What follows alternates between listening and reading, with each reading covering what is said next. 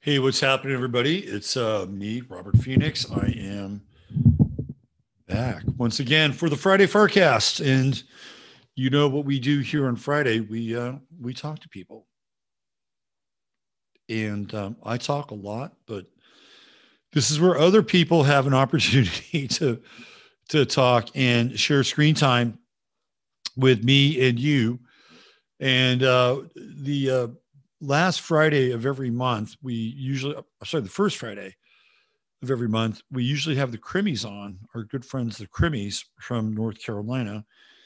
And we haven't had them on for a couple months because the schedule got kind of chopped up a little bit. But they're here today, or they will be here today in about 5 minutes as we go down the rabbit hole of Paolo Freire. And this is something that they've been wanting to talk about for a while and bring to the show. And I had discovered the educational influence of Paolo Freire through the work of James Lindsay, who I think is probably the absolute best crusader against social Marxism, institutional Marxism, the pedagogy of Paolo Freire, and the world that we're currently living in. James Lindsay gets it. He's super smart. He's a Gemini. He's able to chop it up and do it in a way that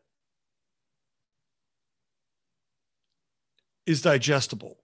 Like, he can break it down. He could take very complex, abstract concepts, which in a lot of ways, that's what we're dealing with here. You know, we are dealing with deeply rooted,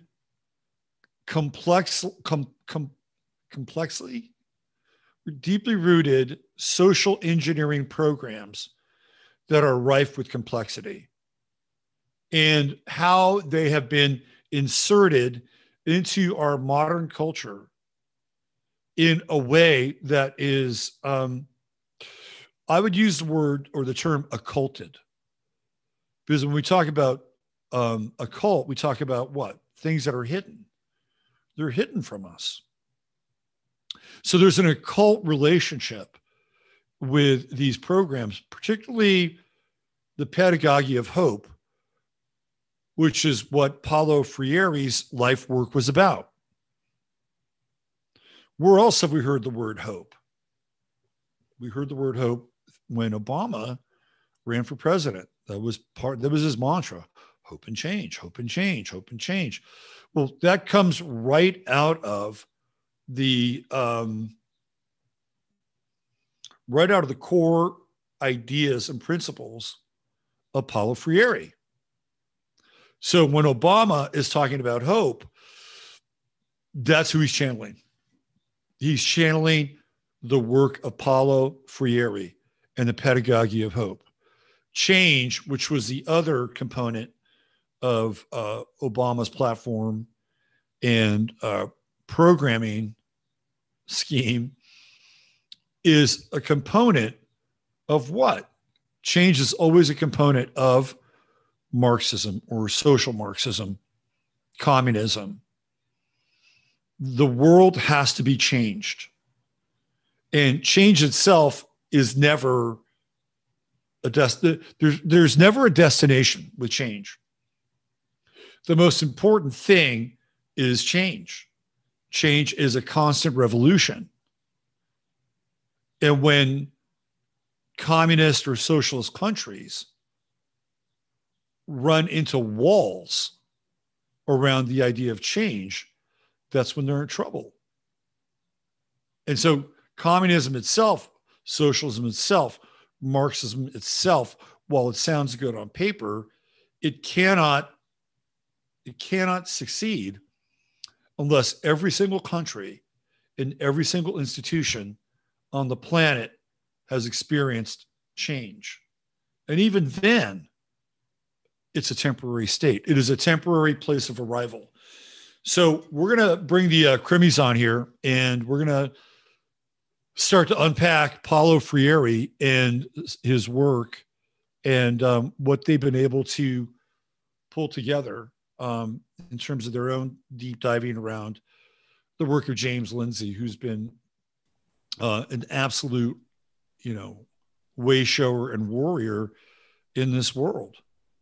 Oh, there's Chris. Hey, Chris. Hi, Robert.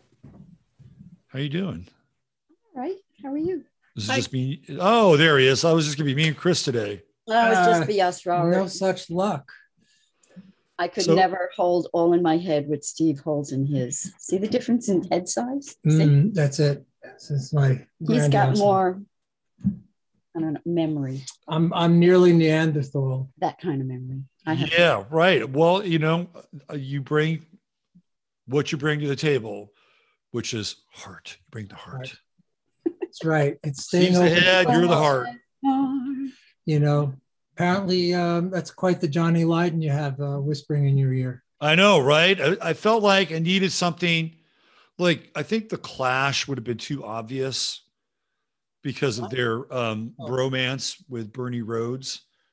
I had an interesting conversation did you see the show I did with Christopher Knowles by any chance? Yes, we did, and we bought his book. Chris is reading his book. I'm reading it now. Christopher Knowles is brilliant. I love that guy. Really good insights. He wrote a book on the Clash. Did you know that? No.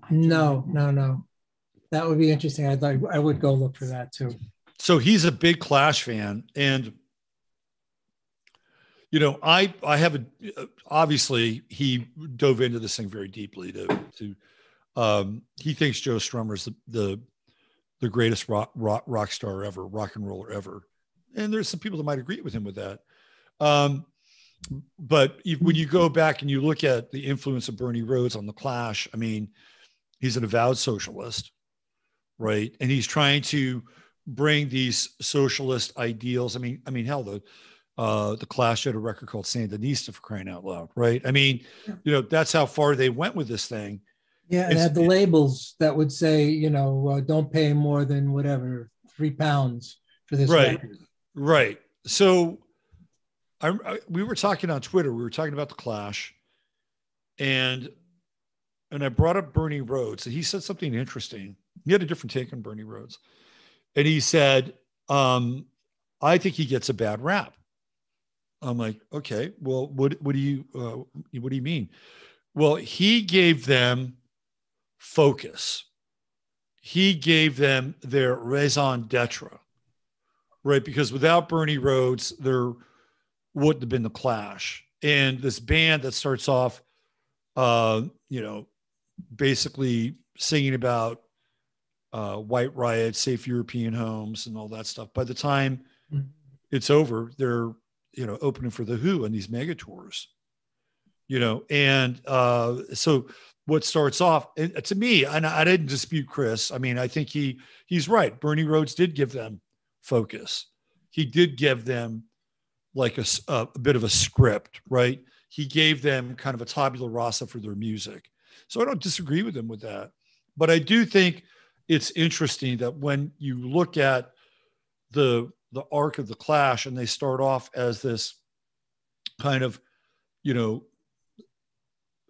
folksy punk rock band of the people, right? Which is very, in a lot of ways, trying to live up to these socialist ideals. By the time they're done, they're playing these massive stadium tours with the Who in the United States. And to me, it's almost like an encapsulation of socialism, right? That it starts off with this great idea, and it's going to be rootsy, and we're going to celebrate the people. We're going to talk about the people. And there's this capitalization and this marketing of that message. And then by the time it reaches this, public threshold where people accept it, there's a bunch of people making a lot of money off of it. Right. Yeah. And that's not to say that there weren't people in the Clash's entourage that profited from it as well. I mean, you look at any band, you're going to have a group of people that support the band. Like, people slag U2 and they're very slag worthy, but with U2, they've got people that go on tour with them and families and all that stuff. Right. So that's kind of part of the deal. And certainly that was part of the orientation of the class at the beginning. That's not where they ended up. And I thought, well, that's an interesting way of dealing with looking at this whole evolution of Marxism. Mhm. So I didn't go Clash. I went Sex Pistols, one and done. I think it was pure. I think it was the ultimate expression of get it out, make it, blow it up, and we're not gonna carry on this charade much longer. Right. Anyway. Well, isn't that a version of the story of socialism? Period. That you grow up, you're young. What's the Clash line? You grow up and you calm down, working for the clampdown. You're waiting. You're stuck in this ideal at the beginning, and you have this idealism, this abstraction from the lived reality, and you impose these Marxist ideals on top of it, and what have you. And then all of a sudden, like with the Frankfurt School, when every time they try to implement it, they have to do it, with an iron hand, because people don't want it. People don't mind working and getting something for it. It's just that's been the clear. Clearly what's come out of the Frankfurt School, and they had to keep on slamming that hammer down and down and down again, and they're still doing it. And that's part of what we're talking about. With they couldn't get the people on board, so they had to miseducate everyone. Which is the mission of Paolo Freire, whether or not And Giroux and all these pedagogue ideologues. This is what they have to do, because people just aren't naturally interested in it, right? Right. So for those of you who are new to this channel, I just need to introduce the Crimis a little more formally. So we have Chris, who is on my left, and we have Steve, who is on my right. They're married. And they've been together for quite a while. They own a publishing. We just hit 35. There you go. 30. Congratulations on that. They own a publishing company in North Carolina called Logo Sophia Books. They put out a lot of really interesting material. And looks like Steve has got a Logo Sophia shirt on today. Good branding, good marketing, Steve. It's the only one. It's worth so much. So just a little bit of background. And Chris comes out of the public health space in New York City, working actually in a mental hospital. And that's where she met Steve, who was a patient there. No, I'm just kidding. But I was a good. I was cured. It's still cured. Right. Yes, it's the old psychiatric handler situation.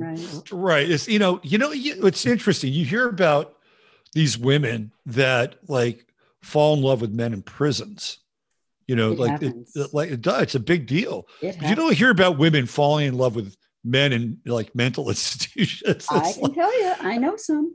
You know some. I know someone personally who married someone who was a patient. Yeah. Cool. How did that work out? It didn't work out well for the man. He was fragile. Right. And she was not a compassionate person. And it broke up, and to his detriment. What do you think happened there? Why how did they connect? Why did that take place? What's your take? Well, he was a very pleasant, intelligent person, and she was probably attracted to his intellect, but I think his problems were depression and alcoholism. I think it's so long ago. And he was a really nice man. Right. And she was attracted to that, and they married. Did she have to quit her job or anything? Oh, no. He was discharged by then. So no, it's not like, I think with healthcare professionals, if you're a psychiatrist, then there's a whole other strata of restrictions, or a social worker, I think. But she worked in the dental clinic. My mom worked in the dental clinic, and she was her coworker. And, she met this fellow there, and he was so sweet. He really was a very nice person. But fell on hard times. So I'm sorry to hear that. So many people like that. that, you think it's all schizophrenics, but it's not. Mm-hmm. There's more than the share of burned out schizophrenics who were there for decades, but a lot of people are there for depression and suicidal ideation. And I always thought, like, oh, really? So you're depressed and you're suicidal. We're going to throw you in this horrible situation. It never made any sense to me. Why would you put someone who's depressed in that kind of a situation? Stuck in a room with 40 people smoking state-issued tobacco. Never made any sense to me. But, Well, that's because they hadn't fully integrated Paolo Freire's Pedagogy of Hope. Right. Had they done that, they wouldn't have been there. Right. There wouldn't have been such a great disconnect between them and the capitalist system, the capitalist overlords, the dehumanizing component to all of our everyday reality. Mm-hmm. So we're going to get into that. I was just going to add one thing. Yeah, in my experience, I worked there 2 years. That the suicidal, and I worked on the admissions ward, so everybody's issue is uprisen, right? Right there.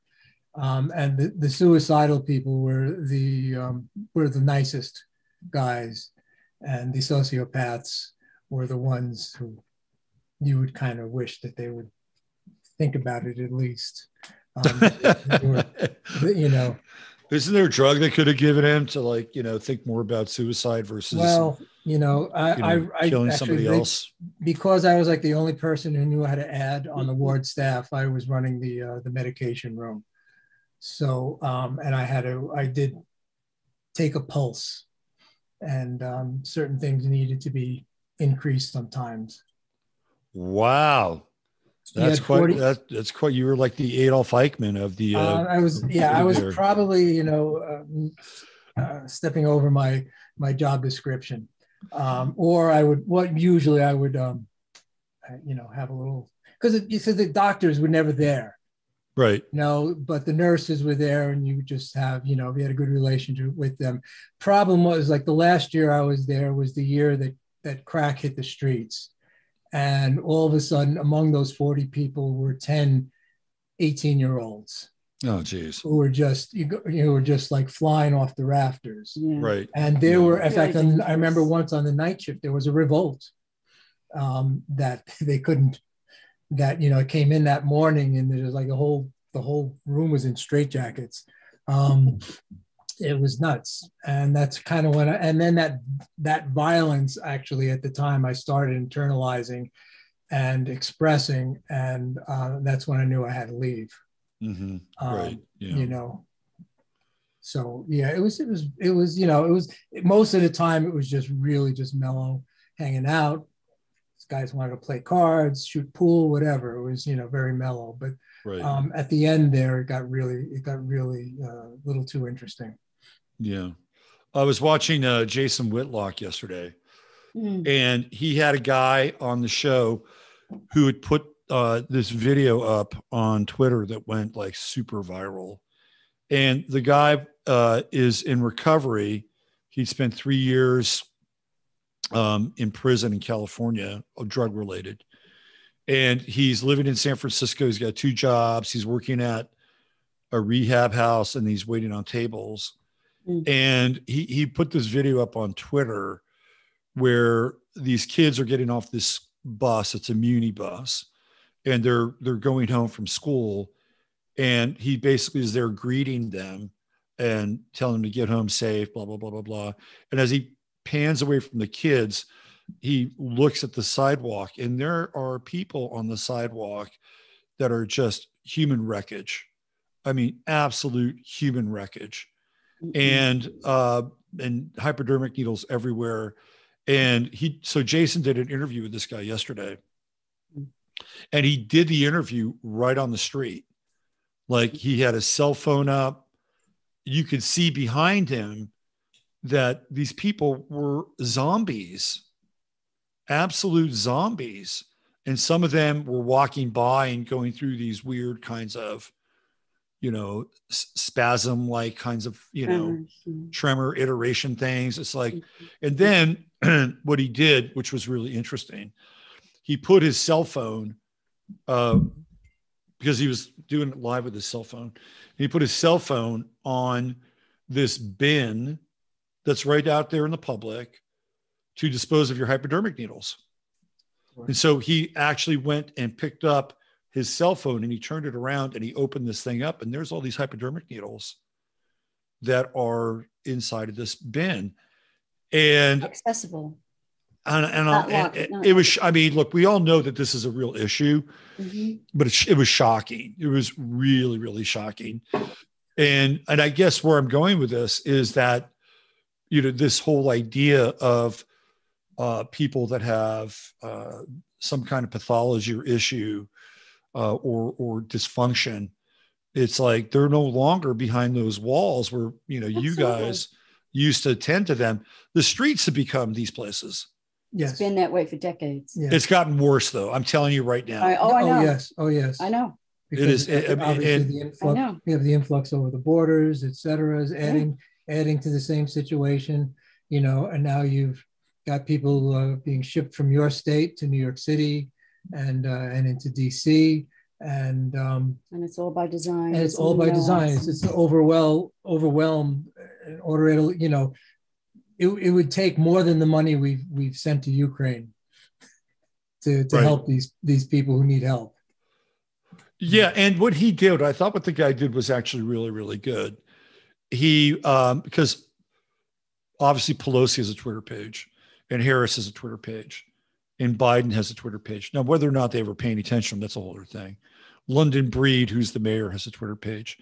The sheriff or the police chief of police of San Francisco, yeah, he's got a Twitter page too. Mm-hmm. So when he posted this, he basically tagged all of them. Okay. So they could see what's going on. Like they don't know. Well, they know, of course they know. But what he did is he's drawing attention to the fact that he's letting them know. Yes. And that tweet went viral. Like, I think millions of people saw that tweet. Good. Right. So holding a mirror up to the world, which is what he was doing. And he has no political affiliation. He just sees that the city has become a dangerous place to live. And that is the, you know, that is the recipe book for the rest of the United States, and has been for a while. That's the design, and it's treason.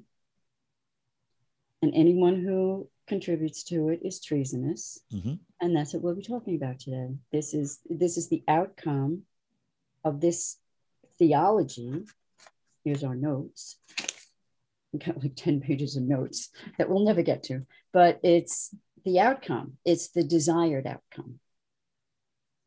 So this was not an organic movement. We all know that, but no one seems to be standing up and arresting the people who are responsible for that mess that's on the street, that carnage. Right. Right. So we all know it. It's like when Soviet Russia was going down, and you'd interview a Russian on the street, and they would say, "We know it. We all know it. Everybody knows it. They know we know it." Or Solzhenitsyn said it. You know, we know it. They know we know it. They know we know that they know it.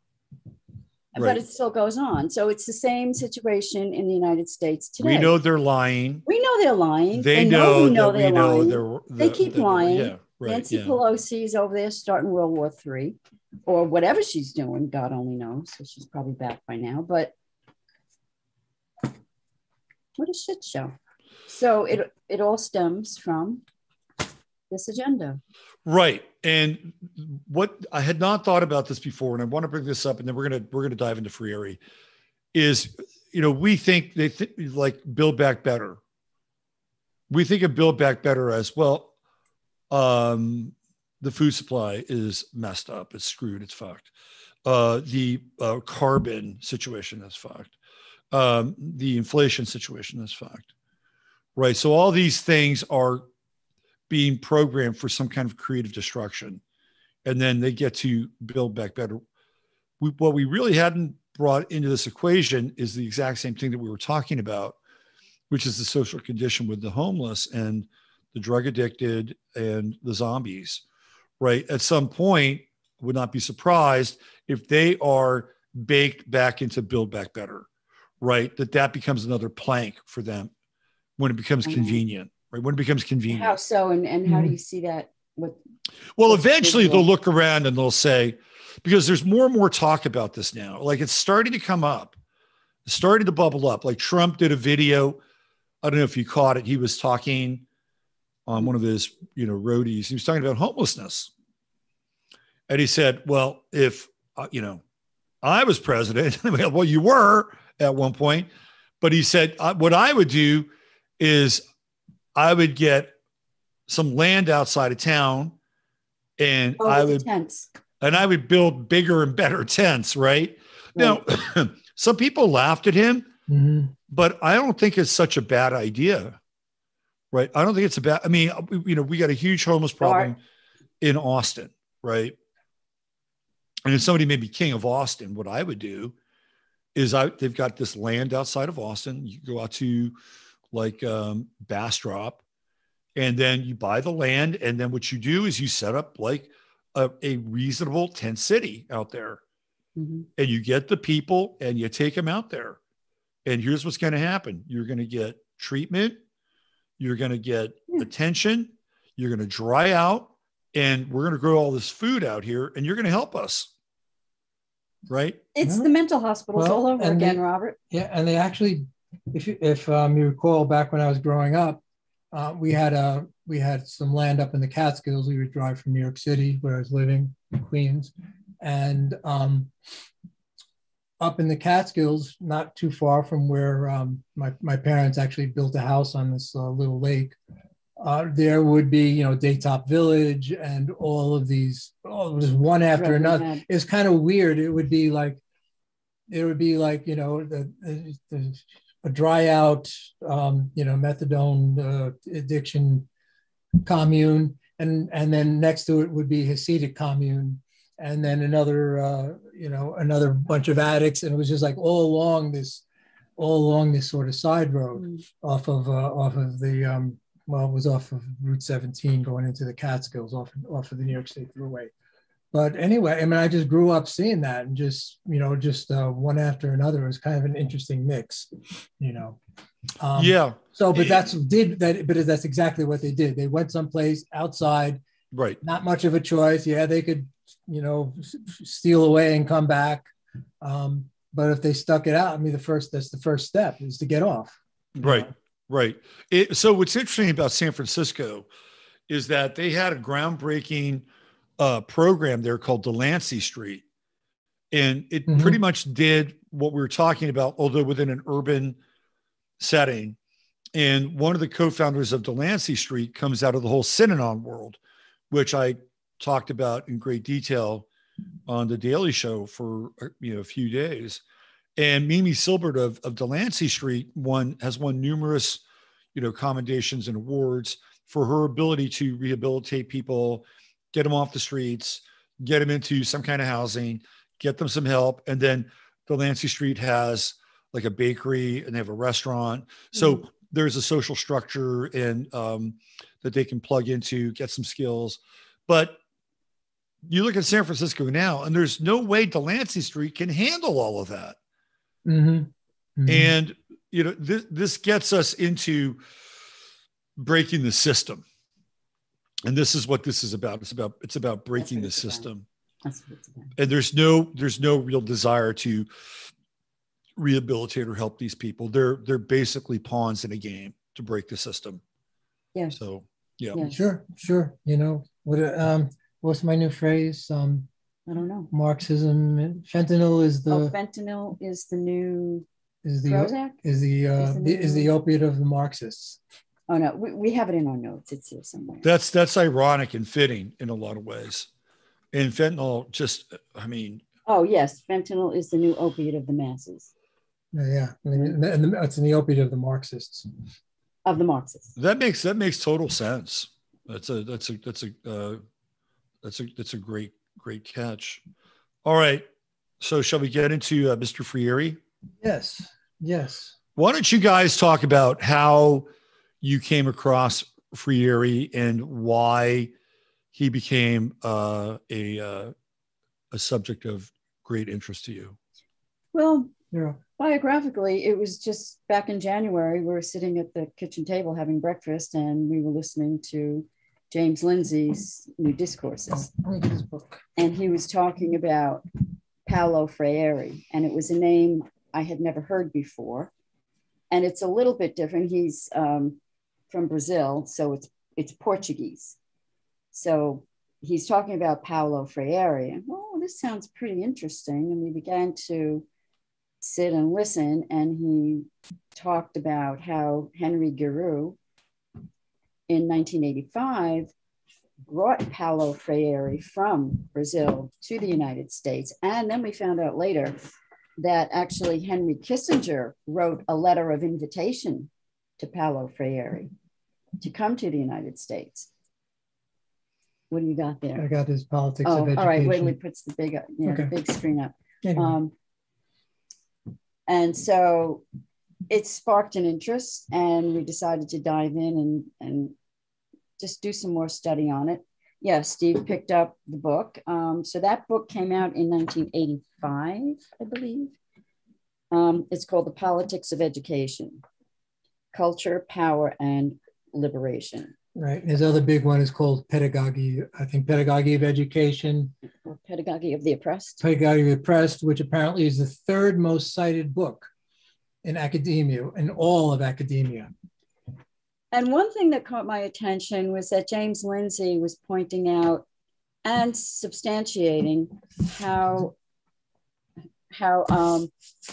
Marxism is actually a religion.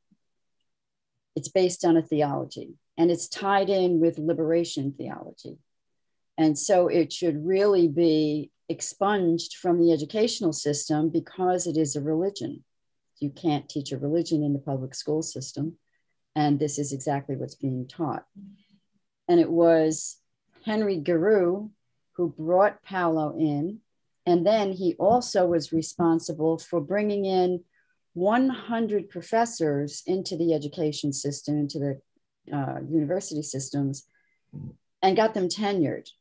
And that was the seeding of that into the colleges and the universities. So you've got all these professors now, 100 of them tenured, who were able to spread the gospel of Marxism. Right. So you get 100 professors, and on a yearly basis, accounting for new and recurring students, they'll have some of you becoming teachers. And if you've gone to a big university, you know that some of these lecture halls contain up to 150, 200 people, sure. Right? Mm-hmm. So it's like an assembly line. So you get 100 professors times 200 per year. You're cranking out, 2,000 people every year indoctrinated into this deep ideology. Yes. And it's not just going to be one professor, because if one professor is tenured and teaching this, there's probably a very good chance that professor is networking inside of the education department Certainly. Of that university to spread the gospel of Friere. So you'll have variations of this Freirean thought that will begin to run through the current of the entire university at some point. Right, and this also was seeded with the people from the Frankfurt School and critical theory people like Marcuse and all his cohorts, Horkheimer, and all these people that came out of Europe and part of the Frankfurt School, and they came in through Columbia University in Manhattan, and then spread out from there, and then into Stanford and all these places. I had another cool thought, but it just left. So you can carry on. Well, the thing that really struck me is how, if you didn't know any of the background and you didn't have any in-depth understanding of the entire system, it's very compelling, because this man, Paolo Freire, he was very compassionate, and he felt for the peasants, and they were the unwashed masses. And so he worked with the peasants, educating them and teaching them how to write and to read, because they were illiterate. So it comes out like this very compassionate system of caring. And it's really a Trojan horse, because this is the mask, this is the face they put on. But once they're inside the gates, then they let all the troops out. Right. And it's game over. Yeah, go ahead. You can't remember. Well, I just remember. So isn't it ironic? I need a word for the ironies of today. Irony is just not, is like a small word now. I know.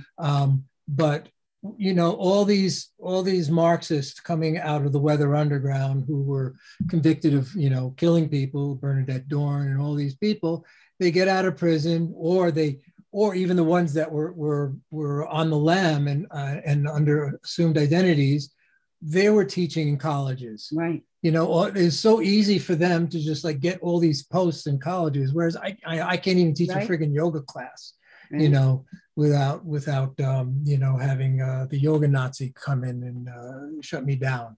I just this thought it came to me that that's really how easy it was. All these guys just said nothing to the boom. I'm, you know, a professor at University of Chicago. Nothing to it.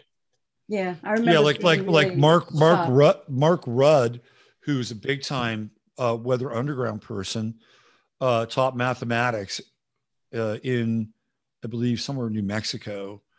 So it wasn't about social theory or education. Right. But yeah, and Mark Rudd was, for all intents and purposes, a terrorist, right? And to this day, Mark Rudd is unapologetic about his role in the Weather Underground. And then, of course, you have the two extreme examples of Bernadine Dorn and Bill Ayers, who do both go on to teach college and to take Barack under their wing. Right. And I can't necessarily prove this, although I do believe it to be true, that Bill Ayers is one of the architects of the Common Core education that makes syllabus. Yeah, that makes perfect sense. Mm-hmm. Because that's what Bill Ayers about. Yeah, that's what Bill Ayers specialized in, was education. Mm-hmm. And they knew that if they could get to the minds of the young people, like that would be their way to insert their cultural revolution. And I got this quote from Friere here, which is kind of an interesting quote. And it's something that you will run into when you go down this rabbit hole, because on the surface, for people who are kind of free thinkers and, you know, trying to get to some kind of deeper relationship with truth or reality, you'll see a quote like this. Mm-hmm. And he'll say, "There neither is nor has ever been an educational practice in zero space time." Well, doesn't that sound kind of interesting, right? Like that's a kind of to me. That's kind of a cool postmodern like idea, right? Zero space time. What does that even mean? Neutral in the sense of being committed only to preponderantly abstract and intangible ideas. Right. Yes, exactly. So this is good. Go ahead, finish up, Robert. Sorry. Well, so, okay. What I mean, on the surface, it's like, well, I would read that. Wow, that's kind of interesting. Mm-hmm. They're going to strip away these cultural interpretations so that people can wrap their heads around something that they actually might learn something about that has nothing to do with their social engineering or programming. That couldn't be further from the truth. Mm-hmm. Because once you get into zero space-time neutral, right, what are the preponderant, the abstract and intangible ideas they're going to talk about?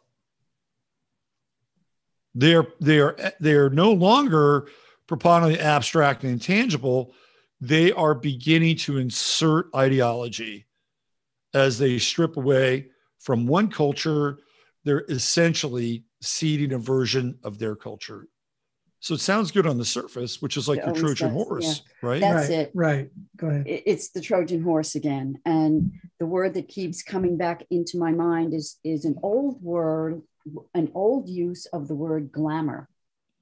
So in, not prestidigitation, but in like in the old religion, like in the witchcraft religion. Glamour was like a charm. It was like a charm. It was like a charm. And it was like this like shock and awe. It was like you're in awe of something, but it's all an illusion. It's all illusion.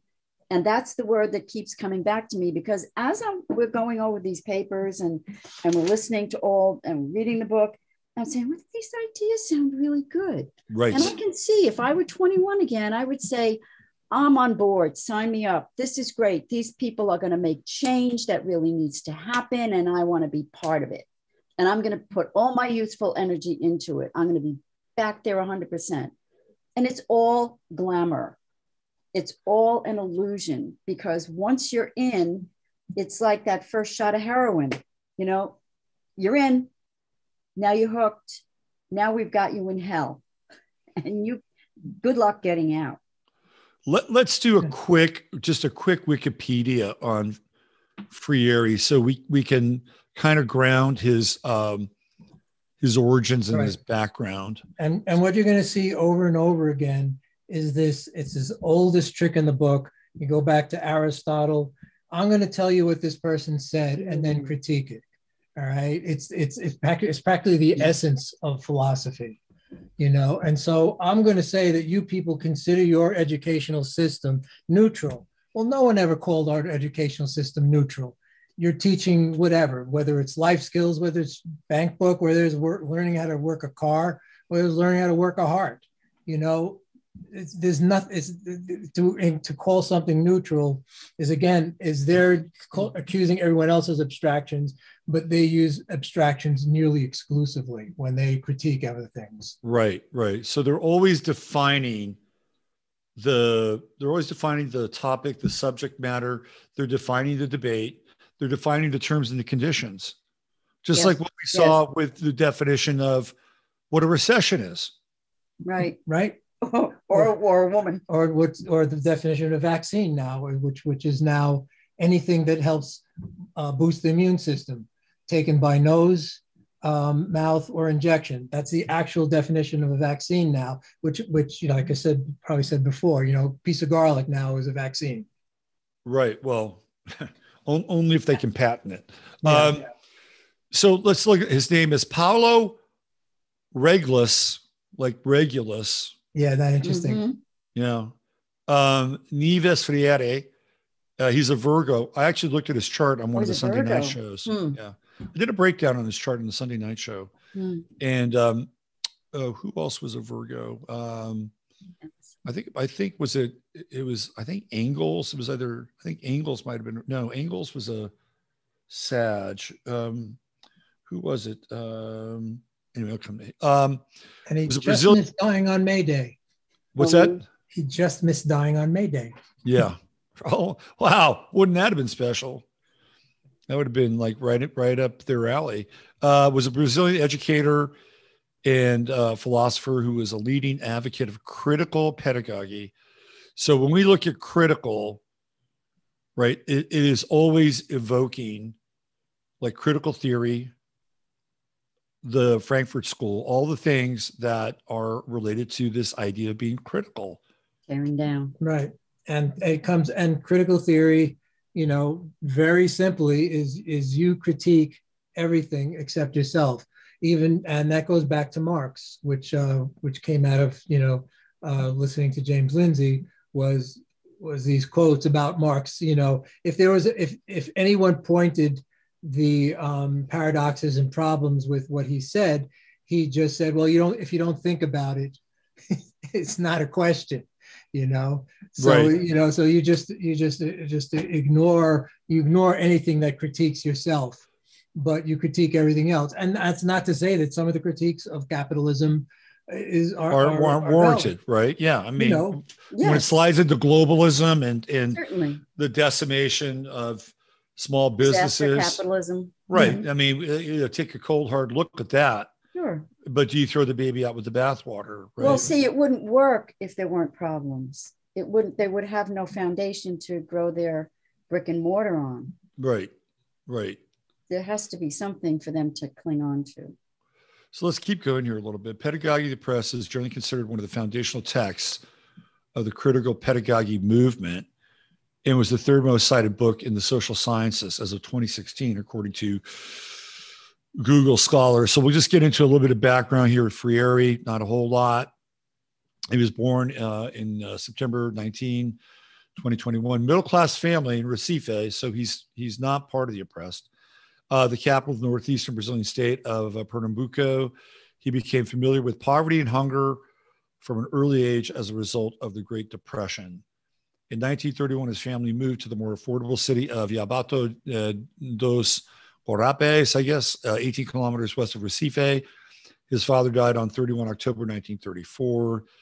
During his childhood and adolescence, Freire attended up 4 grades behind, and his social life revolved playing pickup football with other poor children from whom he claims to have learned a great deal. These experiences would shape his concerns for the poor. It would help to construct his particular educational viewpoint. Freire stated that poverty and hunger severely affected his ability to learn. These experiences influenced his decision to dedicate his life to improving the lives of the poor. I didn't understand anything because of my hunger. I wasn't dumb. It wasn't lack of interest. My social condition didn't allow me to have an education. The experience showed me, once again, the relation between the social class and knowledge. Eventually, his family's misfortunes turned around and their prospects improved. Freire enrolled in law school at the University of Recife in 1943. He also studied philosophy, more specifically phenomenology and the psychology of language. It's pretty sophisticated at that time. Don't you think, those subjects? Yes, certainly. Right. Well, yeah, phenomenology was very much an established, branch of philosophy coming out of German thinking, of course. The Germans ran philosophy for the longest time. Yeah, and this is in the 1940s. I think Kant is a Virgo. That's who the other Virgo was Kant. And the psychology of language, although admitted to the legal bar, he never practiced law and instead worked as a secondary school Portuguese teacher. In 1944, he married Elza Maia Costa de Oliveira, a fellow teacher. The two worked together and had 5 children. Didn't care much about poverty and hunger there, did he? How's that? But he had to feed a whole bunch of children. Right. Now, I wonder what became of the children. So they must probably one of them grew up to be a raging capitalist, and nobody talks to that person. I would like to know what happened to them. That's a good question. Let's see what else happens. In 1946, he's appointed director of the Pernambuco Department of Education and Culture, working primarily among the illiterate poor. Freire began to develop an educational praxis. Now, that's a word that shows up a lot. Right. Praxis that would have an influence on the liberation theology movement of the 1970s, which we're going to talk about. In 1940s Brazil, literacy was a requirement for voting in presidential elections. Really? Right. So, that's interesting. And so you have to understand, for him, literacy is not learning to read and write, but for him is literacy in what he calls conscientization, which is this huge word for him. In other words, being conscious within what you do of promoting Marxist theology. And so everything you do is part of that. So it's not just like nuts and bolts learning to read and write. Here's A Tale of Two Cities, see what you make of it. It's all done with, he didn't care whether you learned how to read and write. He cared whether you were literate in Marxism, literate in pedagogical theory. This is what's not going to show up, of course, here on, what's, written by obviously his fan club. Right. Which apparently Russell Brand is one. Yeah, we'll get into Russell Brand in a second. Oh boy, we started to watch it last night and it was so nauseating, we just shut it off.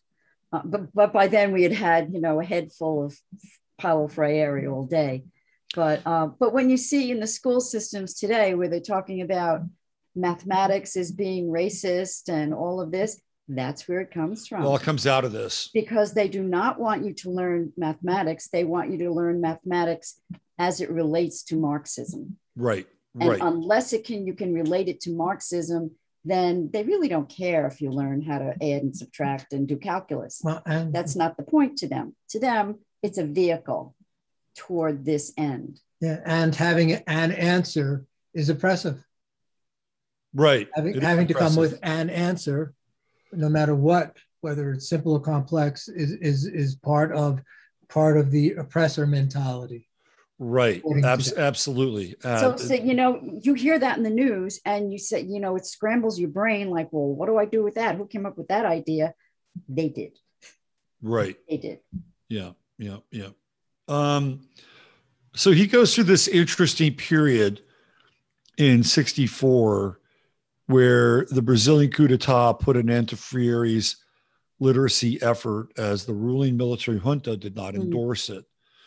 A lot of times when you look at these revolutions in South America, and they were rife in the 60s and the 70s, and some of the conditions of the working class and this whole idea of these multinational corporations, I mean, on the surface, they could look pretty damn oppressive, right? And they would be this kindling for people who believe that socialism could liberate them. I mean, Che Guevara comes out of this world. Yes. Right. And so there's always these coups and these revolutions happening in South America in the 60s and the 70s, and happens in Brazil. But on the other hand, and so part of me is like sympathetic, right? You look at their conditions and you can see that things are, definitely unfair. And, and we even like talk about it in our own world. Like, when are the people going to wake up and take the power back, and, the ruling elite and all this stuff? Like, it's not too dissimilar in some ways, but the difference is that what they would put into place instead of whatever like corporate system is kind of running the show there, is they would want to put communism and socialism in place. So you get, like a Venezuela situation with Chavez. By the way, I saw this video, very brief. It was like a Vin Scully. He was calling a game, and yeah. Did you see that? Were the batters from Venezuela? Yeah, I saw that. I quite frankly played it on his show briefly the other night. It was a short thing, yeah. And so Vin Scully like talks about freaking socialism, and he talks about Venezuela and how they were going to make everything free. And then who winds up as the richest person in Venezuela? His daughter, right? And he was, it's Chavez's daughter. Chavez. And so he's making this sly commentary about what happens when, you have a transfer of power into the hands of somebody like Hugo Chavez. So we can see that happens. It's like these two macro systems who are trying to wrestle for control. But if I was running a country and I was trying to, somehow get out from under the yoke of like the World Bank or, the World Economic Forum, whatever, I would try to protect my people, even if it meant, squashing these so-called movements of liberation and rebellion. I understand where some of these like theoretical dictators or tyrants are coming from in these places, because in some ways they have no choice, and even if they try to put in reforms, based on this stuff that we're looking at, and based on, Steve, what you just brought up about the answer is repressive, the reforms would be repressive too. So it's a no-win situation. No, it's actually depressing because, right? I mean, it's, the IMF and the World Bank are going to work with Chavez, and they're going to work with, Noriega or whatever.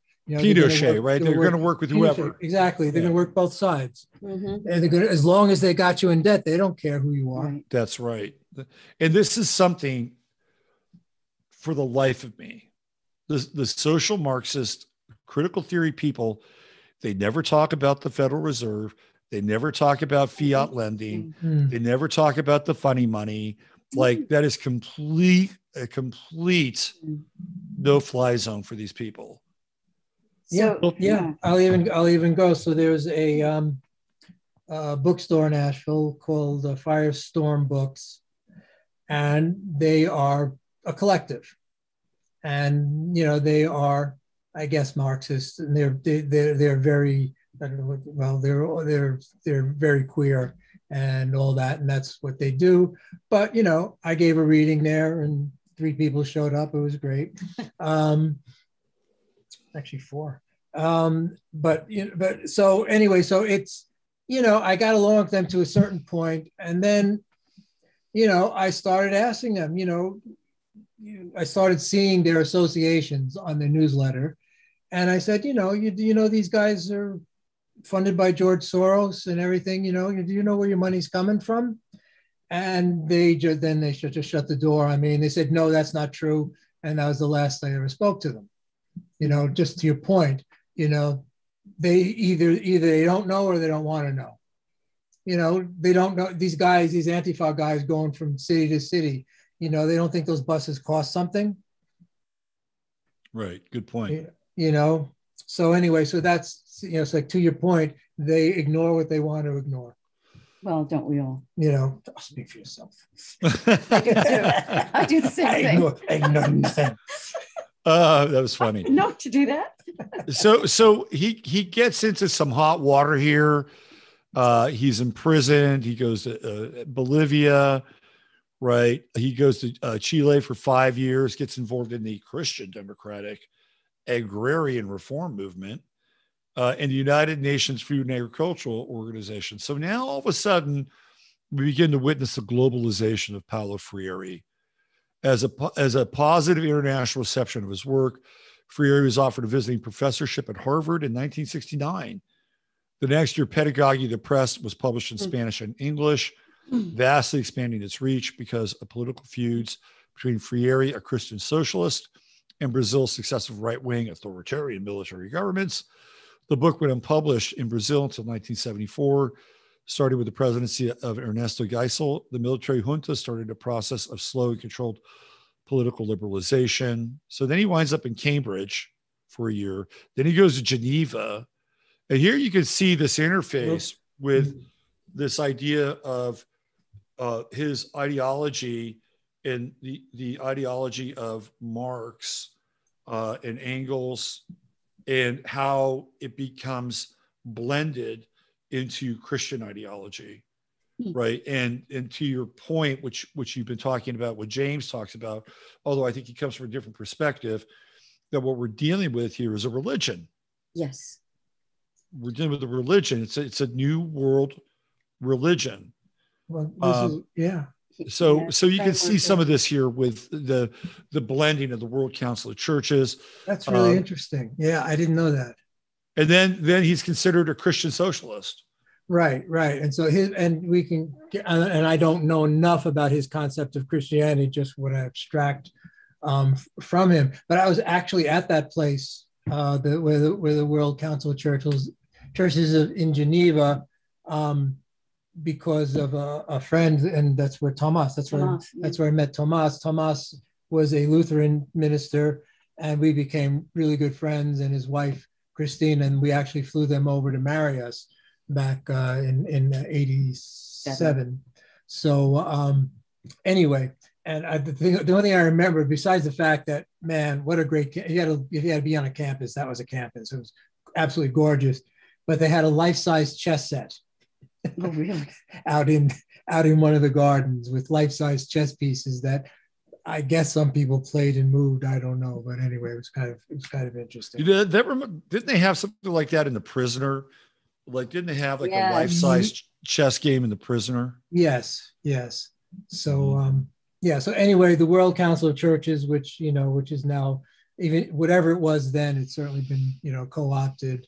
And now it's a one world religion, Vatican, Kazakhstani thing, whatever it is now, So Friere is part John the Baptist and part Moses for the new educational law.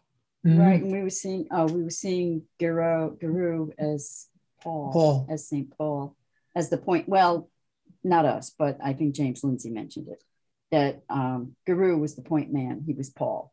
Yeah, he is spreading the gospel. So we're going to get into him. Let's talk a little bit about some of the ponerology or the method or technique around why Friere's version of education is so radical and so different and so insidious that people don't really understand how much it's been inserted and baked into our current educational system. You guys have some examples around that? You have any ideas about that?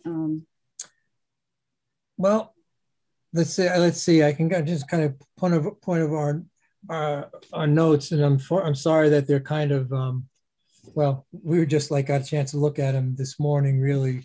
I was going to type them up, but there was 12 pages, so that's not going to happen. But all right, so the first thing you have to understand is that it's everything comes out of the fall, and the fall is for them, the fall from the Garden of Eden is the division of labor, right? So anything smacking of a division of labor. So therefore, you have this difference between labor, work, and activity. Mm-hmm. Right. Yeah.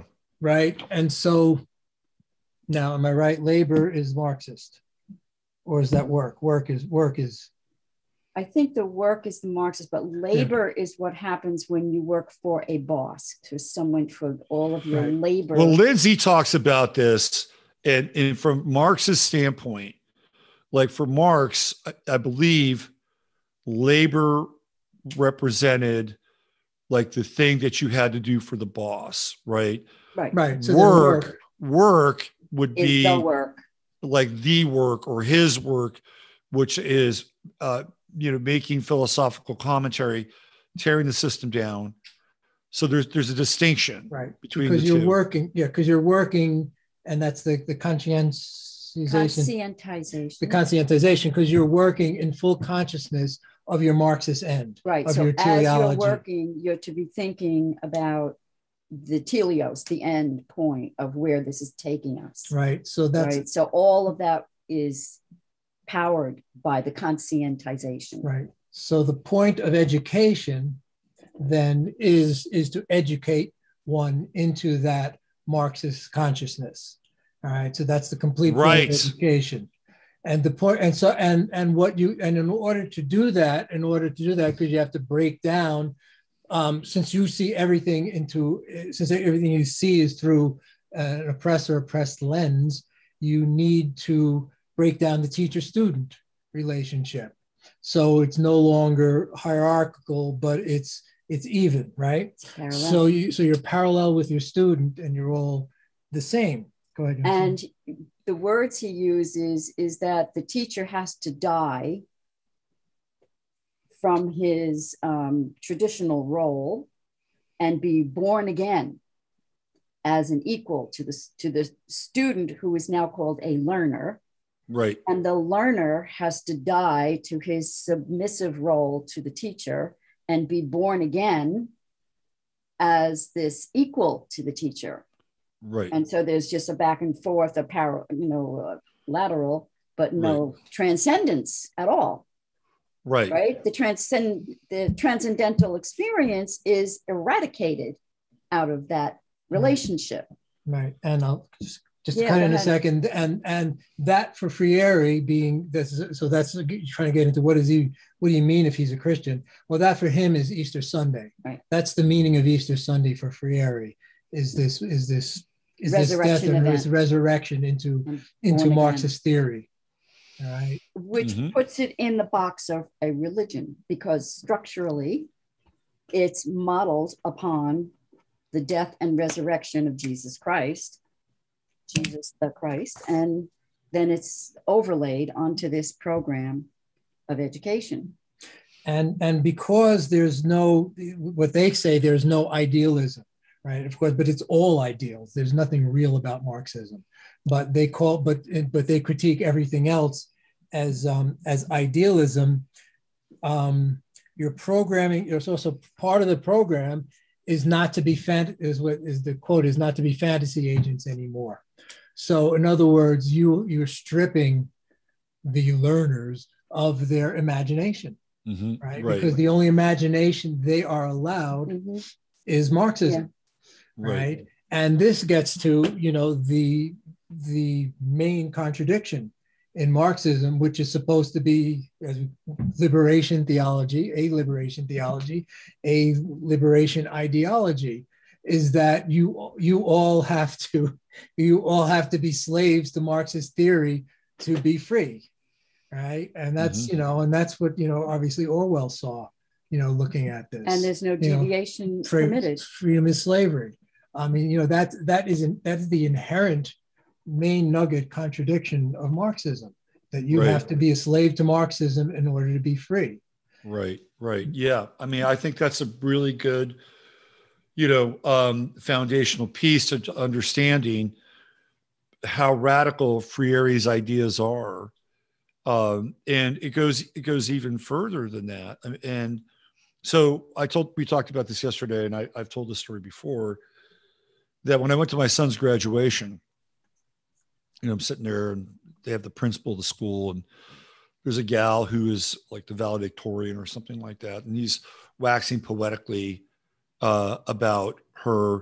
And then he asked her parents to stand up, and they stand up in the stands.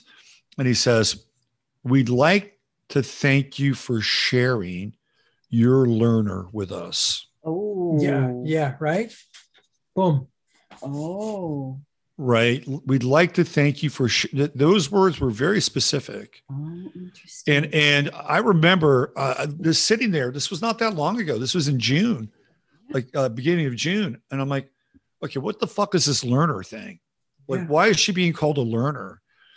And then I think it might have been about a week after that, I was watching one of James Lindsay's videos on Friere, and he brings up this term learner. And I'm like, oh, okay, I know what's going on here. Like, they're already like baked in the cake with this stuff. Yes. And this is the I guess the pedagogy, right, that they're pushing. And I'm like, this is fucking devious. You know what? I did not get a chance to look it up, but James Lindsay kept referring back to Marxist.org has a dictionary of terms. Oh, okay.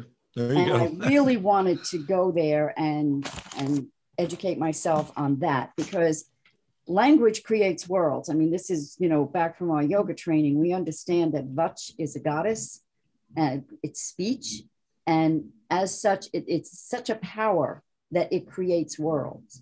Mm-hmm. And so it's really very important for us to really get in there and learn their language, so that we can understand when we're being played, because we're just being played. Mm-hmm. And then that enters into the lexicon, and maybe those people in that education, in that graduation ceremony, didn't even know the depth. Oh, he knew what he was doing. Oh, you think he did? Oh, absolutely. Because I remember they had this guy who was the superintendent of Austin Unified School District, right? AUSID, Independent School District. And his name is Paul Cruz. He's a public official. I can talk about him. And he was the superintendent in charge when my son was probably around a sophomore, I think, freshman or sophomore in high school. And I think by the time he was at the beginning of his junior year, Paul Cruz moves on, and he goes to take on a position at UT. Right. And they had the March for Their Lives stuff. Remember the March for Their Lives stuff with David Hogg and that whole thing? Yeah. So they're organizing this March for Your Lives bullshit.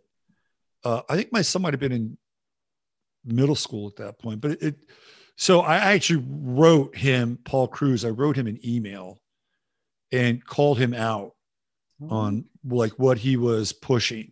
Did you read it on your show? I think I did read it on my show a long time ago. Good. And I never got a reply from him. Of course, I never got a reply from him. Mm-hmm. But then I think about 2 years after that, Austin Unified Independent School District was going to institute all these changes in their curriculum. And they were driving this exact thing that we're talking about today in their version of it. And he said, change is difficult. It's hard, but it's something we all have to go through. Right. Struggle. This is struggle. Friere's favorite word, struggle. He can't write 2 sentences without using that word. So this is what happened to the one of the largest school systems in the state of Texas. And this is the guy, Paul Cruz, that was driving it. And who was at my son's graduation? Even though he worked for the University of Texas, it's Paul Cruz. And he's on stage and he's wearing his cap and he's wearing his gown. So he's part of the cult, right? Really? So this is how this stuff works. And it really grabbed my attention when I heard that. Thanks for sharing your learner with us, right? Mm-hmm. Okay. Yes. Yeah. I wanted to bring up an example for people because James Lindsay talks about this. And I'm going to bring up an example of how they tackle something like reading in the Freirean school. Okay. So let me do, let's do this. James Lindsay kept reiterating that your children are attending Freirean school. Absolutely. And he kept, it was peppered all throughout his talk. He kept bringing it up to drive the point home. You really need to get your kids out of the schools. And just before you go there or while you go there, baked into that cake also is that the parent-child is another oppressor situation. It's another thing to be viewed for the oppressor-oppressed lens, so that so again, and we know what's going on with that. You have to negate the influence of the parents on these learners. Right. Exactly. All right. So let's bring this up here. I'll use this as an example.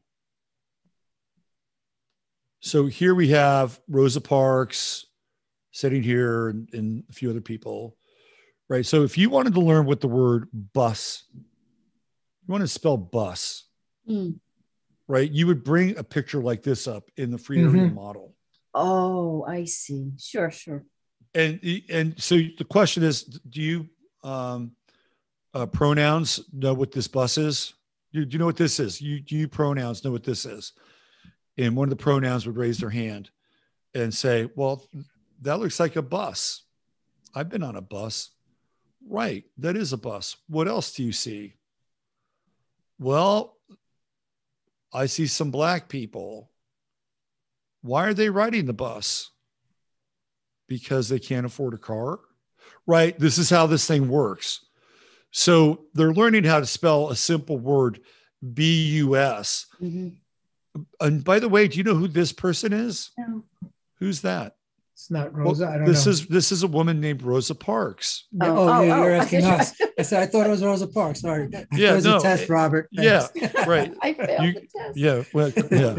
I thought she was a lot thinner. That doesn't look like the Rosa Parks I have in my mind. Well, let's just say it is Rosa Parks because it says about Rosa Parks. And we'll say it's Rosa Parks. It's a clone. It doesn't look like Rosa Parks. So it's like, this is Rosa Parks. Well, who's Rosa Parks? Rosa Parks was a poor woman who lived in the South and was black, and she was oppressed because she was poor and black. And the poor blacks had to sit in the back of the bus. And it's your fault because you're white. And then one day, Rosa Parks did something very, very bold, and she sat in the front of the bus. But she had to endure years of humiliation where she rode in the back of the bus, right? So you would learn the word bus and how to spell bus, but every time you saw a bus, you would think about Rosa Parks. This is how, like, they don't do anything with nothing's neutral. There's no phonics, right? You don't spell that would be considered a tool of the elite. Phonics is a tool of the elite because what it does is it facilitates the growth of the individual. And the individual is set apart from society and is therefore more easily manipulated and malleable by the corporate fascist forces that want to exploit that person based on their individuality. This is the baseline of freedom. So many of the young people cannot read. On it, you must have noticed on podcasts where, the caster will be reading something and they have so much trouble pronouncing the words. It's not that hard to sound out a word. I mean, anybody can do that. If it's a word that's unfamiliar and it's, multisyllabic, well, you can just sound it out. but they don't seem to have that skill. It seems so obvious that that's how you would learn how to pronounce a new word you've come across. I noticed you had a great facility at doing that. You were reading these Brazilian words, and you just, with a certain amount of ease, you went right through them. They're unfamiliar, but no problem. You can sound them out. Right. So they're not taught how to do that. That is such a basic skill. And I've noticed it. And now I know why. That a lot of podcasters, the younger ones, trip over their words. They just, I'm not going to even bother trying to, I can't pronounce that. That's Russian. I can't do that. Do you know who does that? And they actually produce some pretty good content, and they're young. They have a channel called Mind Unveiled. You probably don't watch it because there's some Tartarian stuff in there. And I like what they do. I mean, they've actually gone into Asheville and looked at some stuff around Asheville, which I thought was interesting. Please don't tell me it's that one that went around. If there was one that went around recently, we kind of critiqued that one into death, but that's okay. Right. This is very problematic. Though there's a lot of stuff in there, stuff that can be problematic, but there's also some things that are kind of interesting. Yeah. But one of the things, and I talked with John Levi about this, I brought up, they have a hard time pronouncing certain words. You noticed. And I'm like, most people would know how to say that word. Now I'm glitching out. Hold on. I may have to switch my video here. Give me 1 second. Mm-hmm. Yeah, and if we have a thunderstorm here, I don't know if you can hear it. And so if we disappear, we got some thunder and lightning going on behind us. There's an electrical storm going on. So yeah, I mean, that's an example of that. They don't know how to pronounce that word. And it's not, it was that like, hard. Really? So this is how this works. Then you got the math stuff. Like math is racist. And then you also have the texting with LOL, and you have to figure out what the letters mean. And it's all this diminution of the language. Yep. I recall as in grade school, who knows, 3rd, 4th grade, in some sort of history class, not history class. Yes. Anyway, but and I remember clearly them talking about the Nazis making anti-Semitic math questions. So even back then, this was going on. You were getting some of that back then? Wow. The Jews are the most evil people on the earth. If a Jew sells you, 3 gefilte fish, at $4.50, what's the total? But it would start off with that. That would be a math problem, would have to have an anti-Semitic, anti-Jew, not anti-Semitic. Well, would have to have a social. Yeah. And yeah. Well, they sure use some interesting arithmetic to get to 6 million. That is pretty clear. That's right. Don't even say 5.9. Right. Yeah. So that's a sacrosanct. That's a whole number. Other show, that's it? Yeah, that's a whole other show. We can get into any. All right. So this is the foundation. We're trying to give you a foundation of Freire's work. Basically, they want to strip away the relationship to the family, the individual, the culture, so that theoretically the student or the learner, because now we're redefining what the student is, can be in a neutral space and begin to embrace the abstraction of ideas that are apart from their dominant culture. And there are clearly techniques and methodologies inside of that. The reading part is a big part of it. Right. It is a big part. Right. And a quote from Marx is, criticism of religion is the prerequisite of all criticism. So tear down religion and there is no God. Right. And then from there, everything else collapses. You have to eliminate the absolute, which is how he inverted Hegel. And I'm not an expert on Hegel. Hegel's the Virgo. I was having a Hegel Kant like wrestling match in my head. That would make sense. Yeah. So Marx, of course, famously inverts Hegel and makes his dialectic purely material. And, right. Takes any version of the absolute out of the question.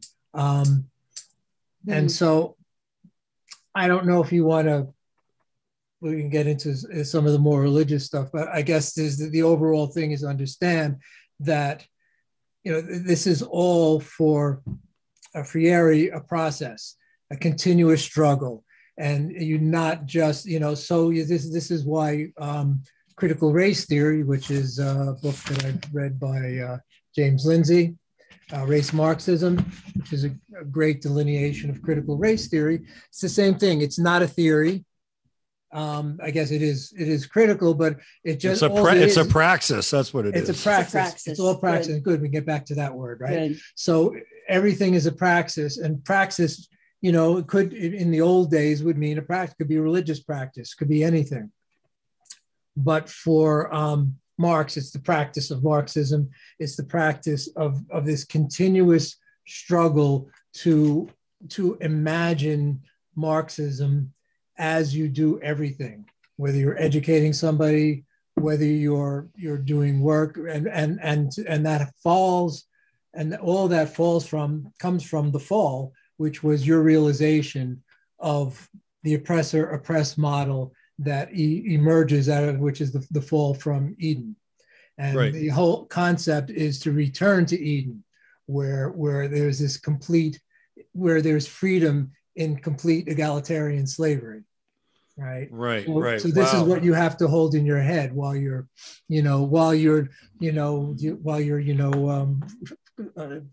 planting cabbage and beets for borscht. And for them, labor or work is a sacrament.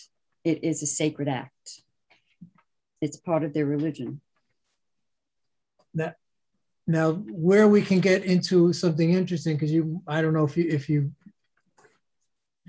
because apparently Lindsay is not a fan of somebody that we're both fond of, William Blake. Yeah, I think that's kind of a side journey. Okay, so then we can and if we want to, we could have a part 2 in this thing, because there's so much to talk about, and we could get into like Lindsay's connections between Marx and Gnosticism, and how how he believes that Marxism is Marx's take on Gnosticism as an attack on a Christian God. I mean, we could go down that later. Right. We'll try to stick with Friere and give people this understanding about like how this thing is manifested. One of the things before, and I want to play the video of Friere in a second here that you sent me. Yeah, good. But one of the things that it's important for people to understand and see this as an example of the horizontal relationship between educator and learner is when you see these blue-haired, purple-haired, rainbow-haired, pierced, tattooed, fill in your blank personification teachers talking about how they're talking about their wives or their sex life or anything else that's related to them, but has nothing to do in the classroom. That is actually part of this horizontal relationship. And they believe that it is their duty to share these things to these kids, because there's no distinction between them. So they're sharing something that they would share over their very corporate capitalist latte with their other blue-haired friends in the same way that they would theoretically share with these kids in the classroom. That is really interesting. And that is what got the Frankfurt School bozos kicked out of Hungary in, I'm sorry if I can't remember the year, but it was after probably about 1919, 1920, when they first got into government and implemented their education system, which is really no different than this education system, and in Budapest, and they kicked them out because they were doing that to the children. They were teaching deviant sexual practices. I think they only lasted about a month. They lasted several months, maybe. And they got kicked out, and then of course, found their way through the Rockefellers to Columbia, and then to Germany.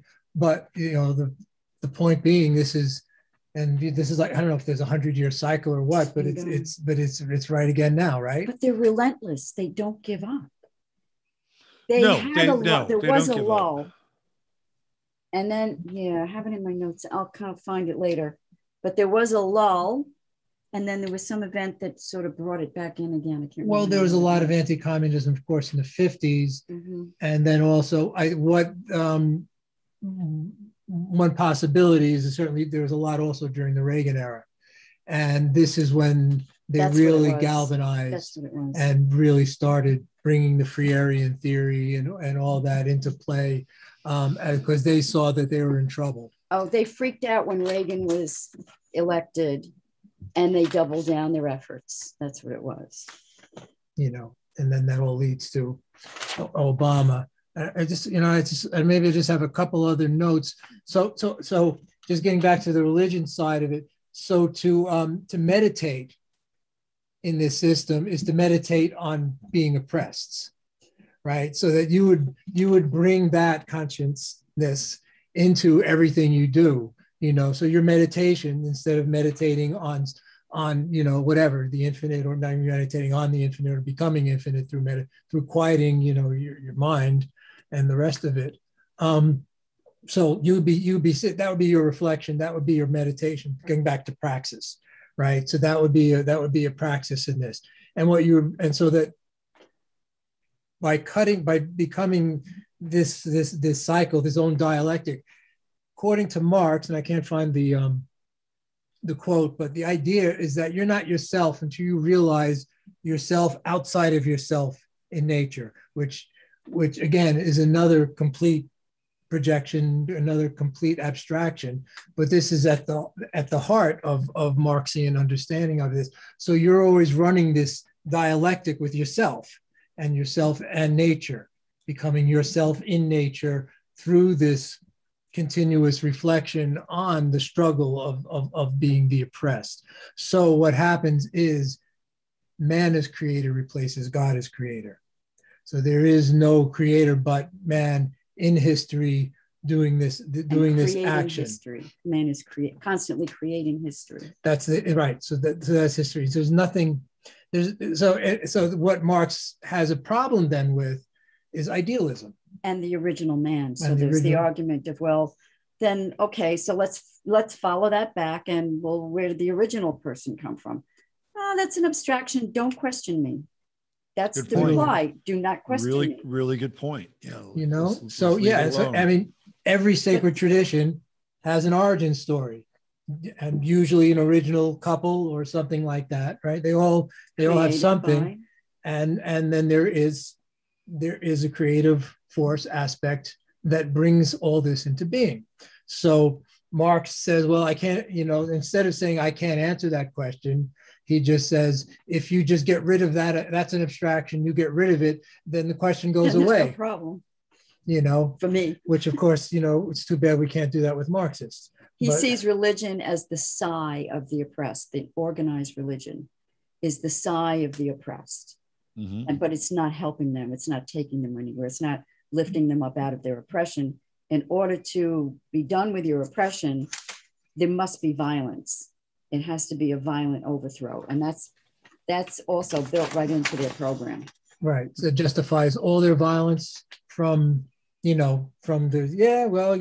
million people in Russia, however many. But China. How hypocritical. So if they're supposed to be concerned about the working man, look at who got the most destroyed in the Antifa riots. All these small businesses were destroyed. They would go in and just break the glass and steal everything. Mm-hmm. So it's really very hypocritical. Yeah, if you want to, yeah. Well, maybe they've abandoned that tenet. They've abandoned. Well, that's the other aspect of it. They have, when Marxism shifted from pure Marxism into cultural Marxism, the people really, they've been, they threw them under the bus. Exactly. So it's so that's which why they'll do to this latest iteration. They'll throw them under the bus, but they don't know that yet. Right. Because they're still children. That's true. That's absolutely true. There's something I was going to bring up, but I can't remember it now. Right. Why don't we play Why don't we play the Friere video, Mm-hmm. and then we'll drop into a little Henry Giroux, I think. Yeah. And then we'll sling some mud at Russell Brand. Friere, you got to realize Friere is considered like a saint, guru, saint to these people. Absolutely. Okay, so let's do this and let's bring this up. But how to start? This is how you start to untie the knots, by talking. So he's going to be speaking in Portuguese, and you'll have to kind of read along. He's speaking English. It's actually speaks English in this one. It's English, yes. It's hard to tell. All right, here we go. That's why I haven't looked at it, obviously, and I just assumed he spoke in Portuguese. All right, let's listen to it. In being in the world, in you, that calls your own attention to you. I said, I would say to you that I am a curious being. That I have been a curious being. But in a certain moment of the process of being curious, in order to understand the others, I discover that I have to create in myself a certain virtue without which it's difficult for me to understand the others. The virtue of tolerance. Teaching tolerance. Through the exercise of tolerance that I discover the rich possibility of doing things and learning different things with different people. Being tolerant is not a question of being naive. On the contrary, it is a duty to be tolerant, an ethical duty, a historical, a political duty. But it does not demand from me to lose my personality. Let me stop there. That is a point, right? Mm-hmm. Like, so I've talked about tolerance before, Mm-hmm. and that is the humanistic replacement for compassion. Right. Okay. Right. It's a humanistic replacement for compassion, and which is different, because tolerance is indicative that if you have tolerance, then you have intolerance too. Or you're putting up with something. You're right. Tolerating it. You're tolerating it, or you're not going to tolerate it. Whereas compassion, it's designed completely differently. Well, Mm-hmm. it's seeing yourself on a parallel with the person. It's compassion. You're with their passion. With passion, right? It is with passion that you can extend your feeling to whoever is having an experience that is tragic or difficult. You can relate to it. You can relate to it, right? But there's no, first of all, it's a religious term. Compassion is when we think of compassion, we think about Christ, suffering of Christ. Mm-hmm. But tolerance is different. It is a very different. Good point. Tolerance is elitist, right? It is elitist. Like, we'll tolerate you, right? And then when you look at how the word tolerance has been spread throughout the globe, it's almost always connected to museums that are shrines to the Holocaust. Oh, yes. Mm-hmm. Right. It would be like the something of tolerance in remembrance of, so that's another word that's very helpful. Links us to a very different kind of strategy and trajectory. But in this sense, I don't think they're really referring to that per se. It is a humanistic replacement for compassion. That's excellent, Robert. Yeah. It brings to mind, so years ago, we thought that the Southern Poverty Law Center was just like the greatest institution on the planet because right? they were helping poor people. And we always made donations. We had no freaking money and we were sending them money. We got our name on a brick on a fountain somewhere. And then the Crimis are, anyway. Don't hold it against us. But they put out this. That might come in handy one of these days, by the way. Yeah, pile of bricks. It'd be one of those piles of bricks. So they put out this publication called Teaching Tolerance. Right. And it was like a glossy magazine kind of thing, and teaching tolerance. And wow, that is really, boy, what a great thing that they're doing there, you know. But now I'm realizing we all need to up our game when it comes to language. Yeah. This is what we need to focus on is learn. It's like learning a new language. It's like learning a foreign language. Yeah. We have to go to Marxist.org and look up all of these words that they have injected into the lexicon. We repeat them, not knowing their meaning of it. We're using a traditional meaning. No, they've blown past that, and they've stolen that meaning and, you know, doctored it up to their own uses. Mm-hmm. So we really need to know how they are using language so that when we hear something spoken, a red flag goes up. That's right. And we're on high alert. It's like, okay, you're being played. Yeah. Yeah. When I look back at the decades of how we were played, my entire life, I was suckered. You mean you were oppressed, Chris? I was oppressed by Marxists and didn't know it. It's true. I mean, there is that, you know, that sneaky insertion of these programs into all of us. The word. They're sneaks. All of us, right? And we really need to up our game. Yeah. We need to get out that dictionary or glossary or whatever they want to call it, and we need to get up to speed. Let's hear what he has to say about critical thinking. Even though it is for me, and it would be for me also a great honor to be understood as a specialist in literacy, I have to say no, because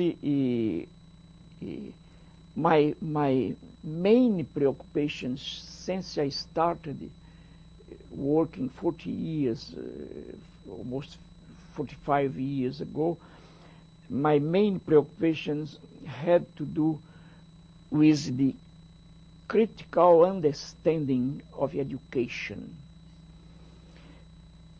Of course, thinking of education in general, I also had to think about literacy, which is a fundamental chapter of education as a whole. Nevertheless, I also had strong experiences in this chapter of adult literacy, for example, in Brazil and out of Brazil. But the more I think of what I did, what I proposed, the more I understand myself much more as a thinker and a kind of epistemologist proposing a critical way of thinking and a critical way of teaching, of knowing, to the teachers in order for them to work differently with the students. Who says that this accent or that this way of thinking is the cultivate one? If there is one which is cultivated, this is because there is another one which is not. Do you see? It's impossible to think of that of language without thinking of ideology and the power. I defend the duty of the teachers to teach the cultivated pattern, and I defend the right of the kids or of the adults to learn the dominant pattern. But it is necessary, in being a democratic, tolerant teacher, it is necessary to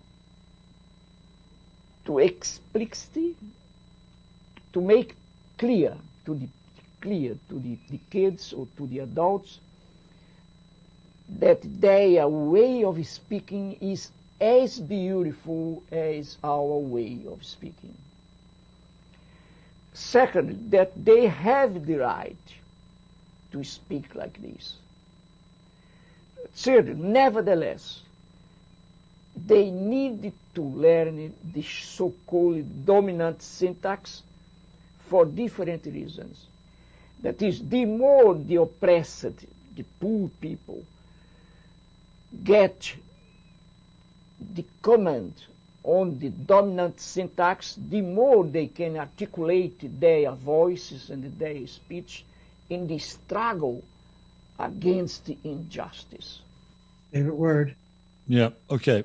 So that gives people some sense as to Right. Go ahead. How Friere thinks and organizes his principles on a fundamental level. So I would say we would use Aikido on that and turn that back against them, because they are understanding the dominant syntax so as to tear it down.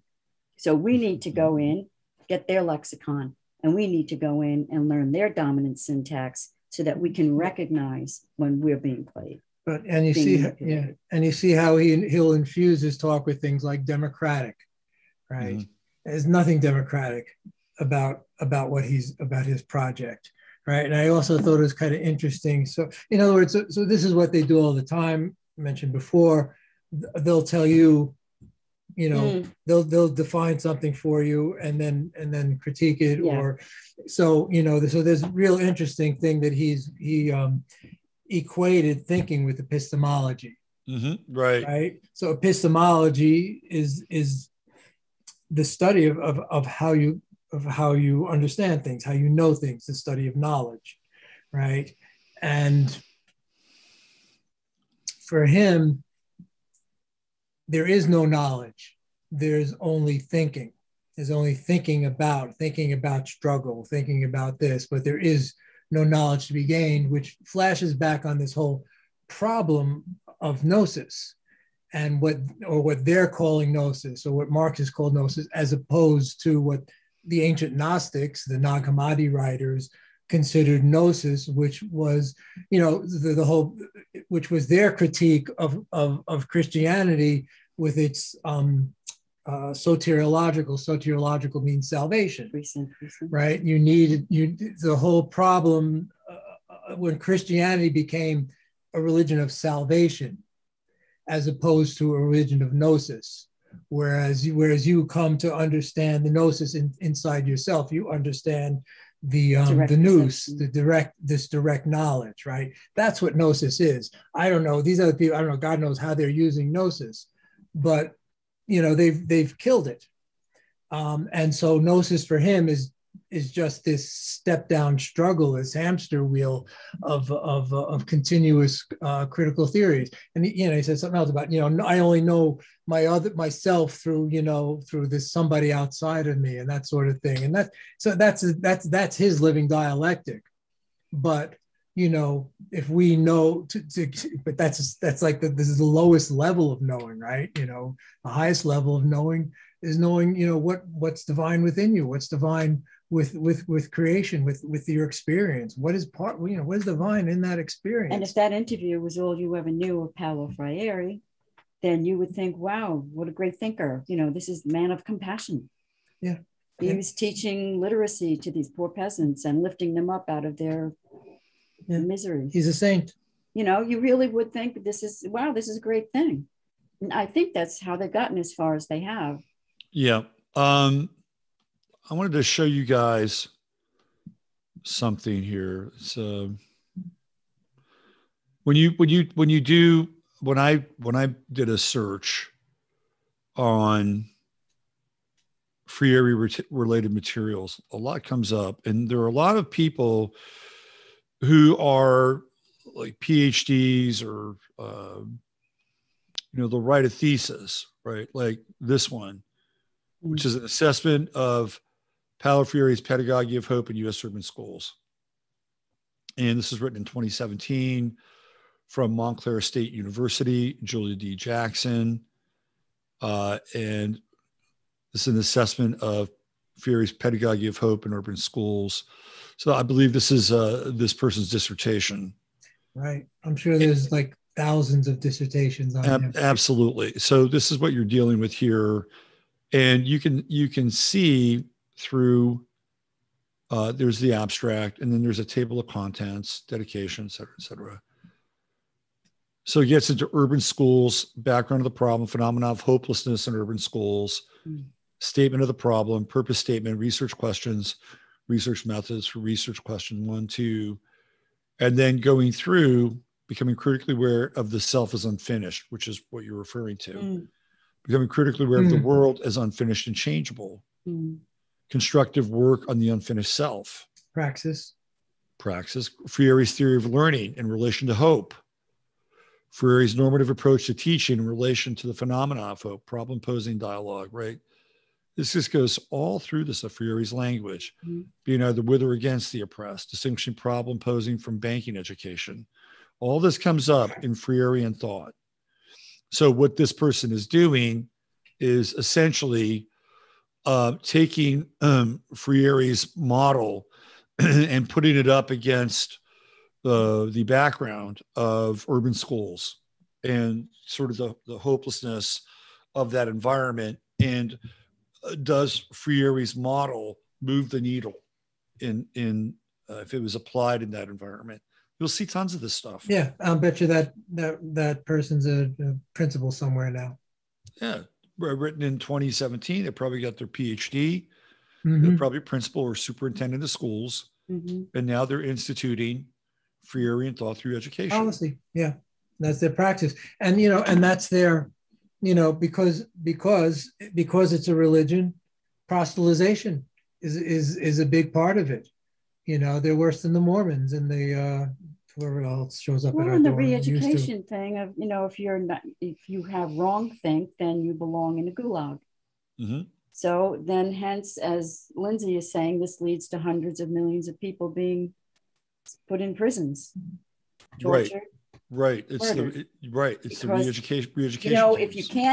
If you get someone who you can't indoctrinate, they have fixed ideation, well, then you just have to either put them in a gulag for the rest of their life, torture them, or kill them. Yeah. Right. And that's what happened. And like the sociology student barrister of the coffee house that I don't go to anymore, saying that saying in 2020, well, this violence is justified. They've been oppressed all their lives. So the violence is like, well, why don't they do some justified violence, at Bill Gates's house, if you're really a tough motherfucker, if you really believe that, you got to go right to the top, cut the head off the beast.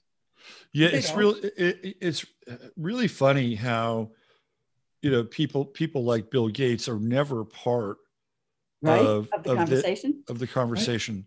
Right. Although I did read, and you'll probably enjoy this on some level.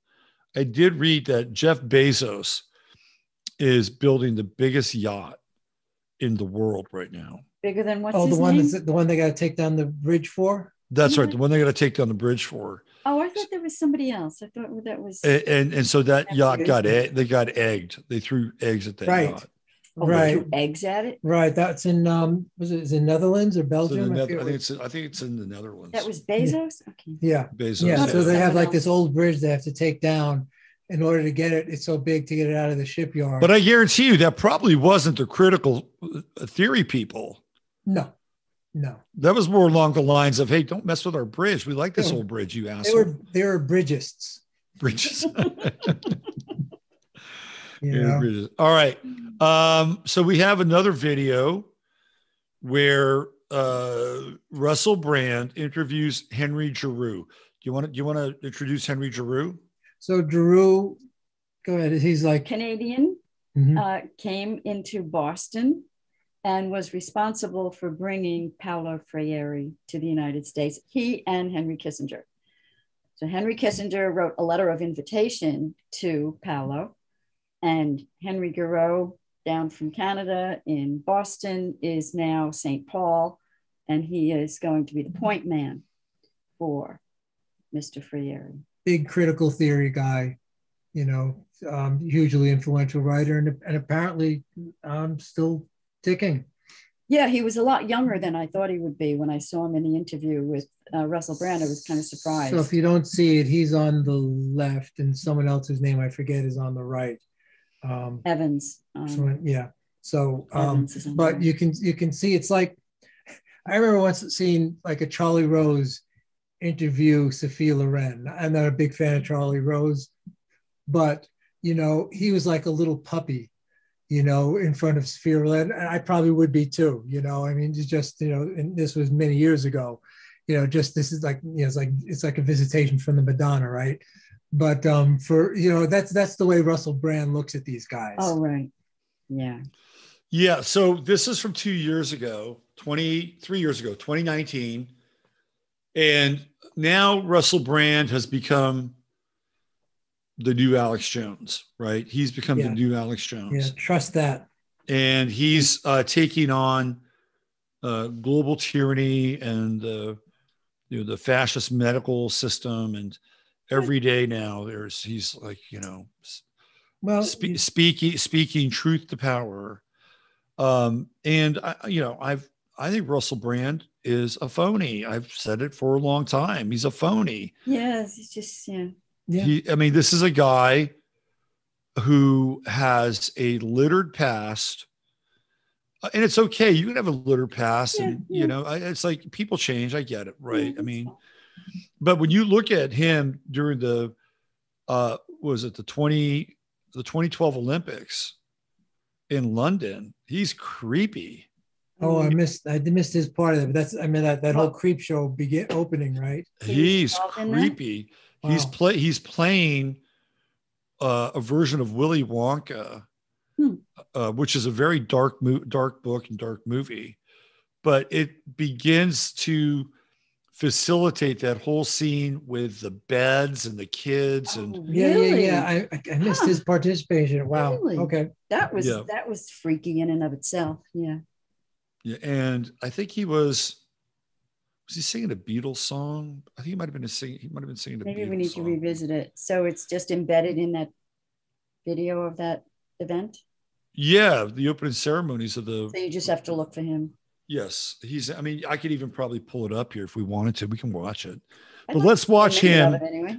Let's watch him talk to Henry Giroux and Brad Evans.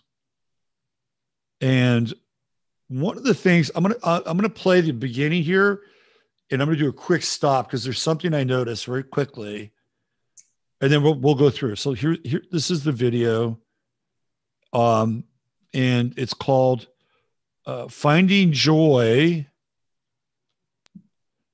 Amidst Fascism and Violence." And the socialists and the left always love to invoke fascism. Right, that is part of their dialectic. Mm-hmm. Mm-hmm. Well, that's the whole January 6th thing. Okay, so let's get into this. I'm going to full screen it.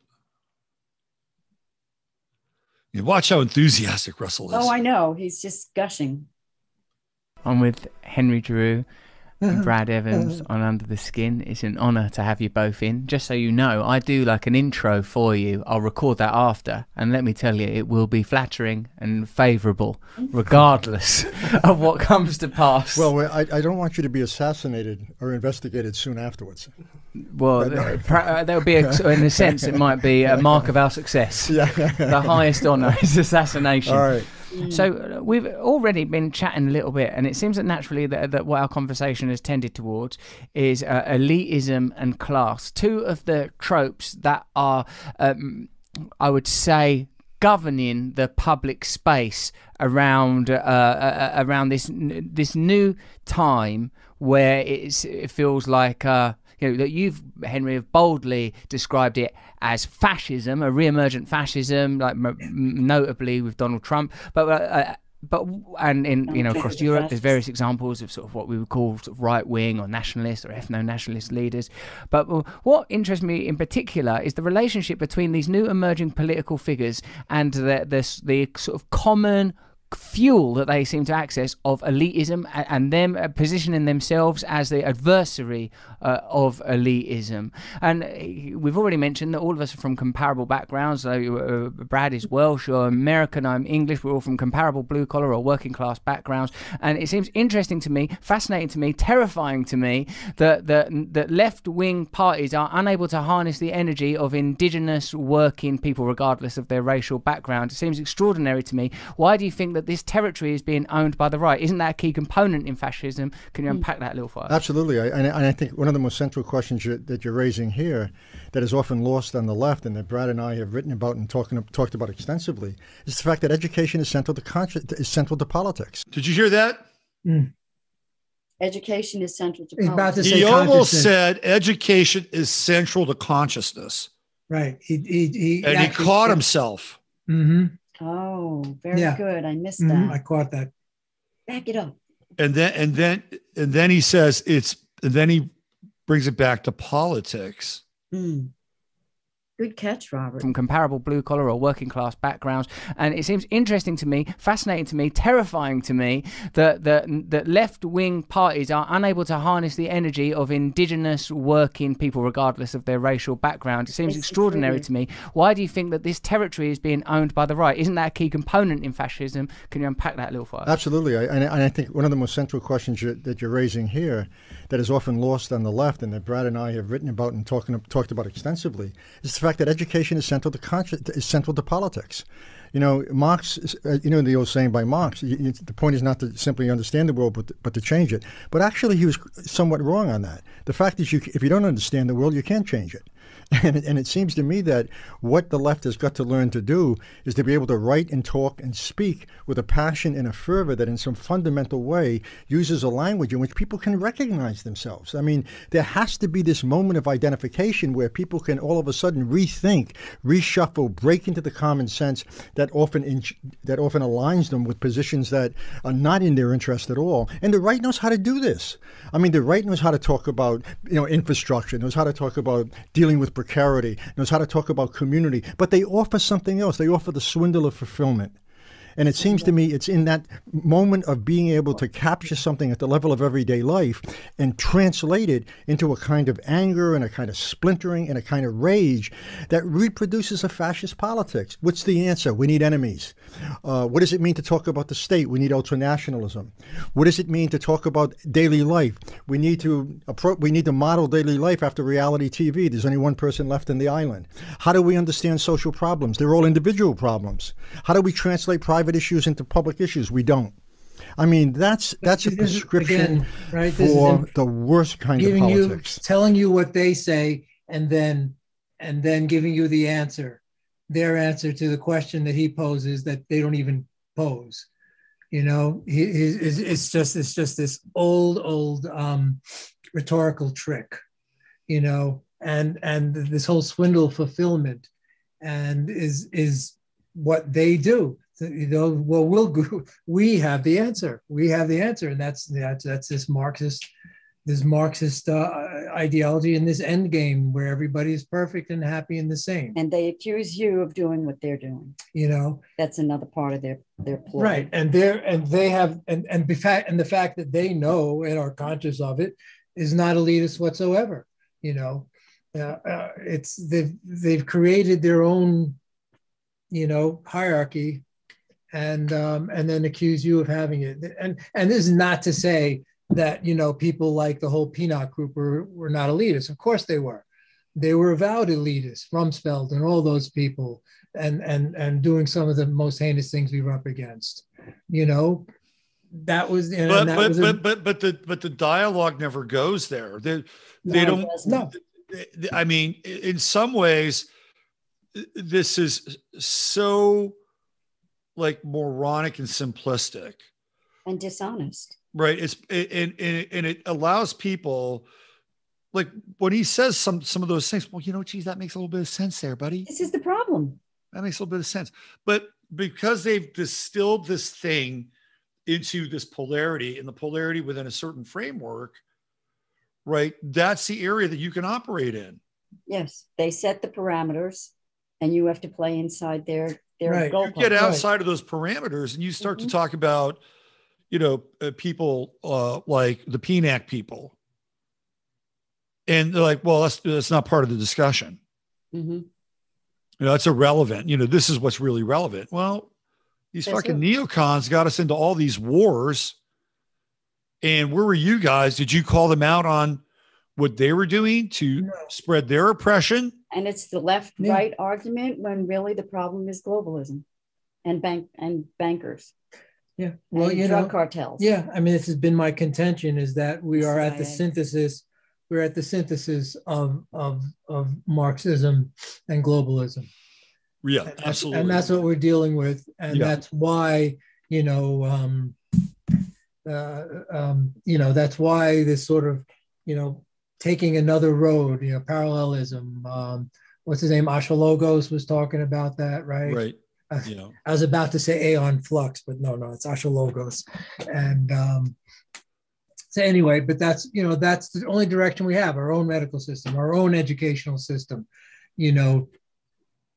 starting at, at the values that we know are there, that all these people, are just destroying and just, But really, globalism is the elephant in the room, and everybody's still stuck on left-right politics. Yeah.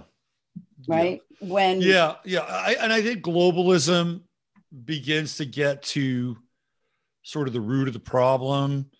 And I don't want to get too granular here right now, but I think it's a good place to start. Mm-hmm. When we talk about something like China, which is a socialist corporatist state, is a huge player in globalism, right? Huge. And in education in the United States. Yeah. And now this guy, I think he's got the hots for Russell Brand. Look at him. I think, I think he's like, I'm ready to dump this old fag to my right. Let's have tea afterwards. Mm-hmm. Mm-hmm. He just, I see him. He's staring at the chakras that he has tattooed on his arm. He's trying to figure out what's going on with that second chakra right there. Right. I'd like to ride your Kundalini. We need to get body language ghost on. But you notice the top chakra isn't there, unless it's on the top of the shoulder, unless it's on the sleeve. But he doesn't have all the chakras. All right. I think we've seen enough of these people. Yeah, we couldn't take it. We know. We watched a little bit, but we're like, well, this is. Brand is a typical. He's a typical. Pardon me, Steve. No offense here, but in a lot of ways, he's a typical Gemini, because he can just switch. Right. He can go from giving Yuval Harari a hug and hugging him up. And then the Dalai Lama. He's just following the Dalai Lama all around, kissing his hand. Well, a lot of bad Geminis, they look very tight, Yeah. Maybe because my rising sign is something else. Something else. Aren't you Cancer rising? Aren't you Cancer rising? Cancer. You've got the chest of a Cancer rising. Yeah. So, Cancer rising people have built out chests. Big lungs. Yeah. Right. That's right. So, I've managed to get some balance in there somewhere, I think, Well, I think you have. I think you're with, your Sagittarius counterpart there. Who completes the circuit. It does. It works well for us. Yeah. What I'd love to do is we should the next time we get together, let's do a part 2 on this. Okay. And we could probably look at this from, let's call it the hijacking of Gnosticism. Yeah. Yeah. I'd like to look into the Blake aspect because I don't know too much about that. And, we'll see what's. So with Blake, one of Blake's, aphorisms is a man must create a system of his own or be enslaved by another. right? So there is some reverberation there with the Marxist world and what we were talking about earlier. That would fit. Right, right. The difference with Blake, though, and this is a huge difference, is the application of imagination. Oh, that is a distinct difference. That's John Rappaport's big thing. He's always banging on that drum. Yeah, because these people have no imagination. They're bereft of imagination. No. Well, that's also an attribute of the diminution of linguistics. So if your language has been dumbed down to what you can write in a text, then your imagination is stultified. Yeah, look at you. Yeah, and your vocabulary. I want to play this one thing before we go. And it's this video that I ran across on Twitter. And I think it came through the libs of TikTok. And it is this woman who feels like in the video that she has found the fucking Da Vinci Code. And it has to do with the fact that when it comes to privilege, LGBTQIA+, right? That if you're white, you can't be a part of that, right? So you cannot recast yourself as being oppressed if you happen to be lesbian, bi, queer, IA, whatever, and you're white, okay? So like now the ability for the so-called white person to identify with the struggle is now about to be removed, right? But the way that she says this gives people an insight into the idiocy of this stuff, because it's like giving like a child a gun, and then they automatically know how to operate it, and it's dangerous because she sounds like a complete and utter moron. And wait, tell me, is she white? Well, we're gonna find out. So let me try this thing here. Let me find it. Or maybe she's suicidal. Let's see. Where am I? It's a part of my bookmarks. Let me see.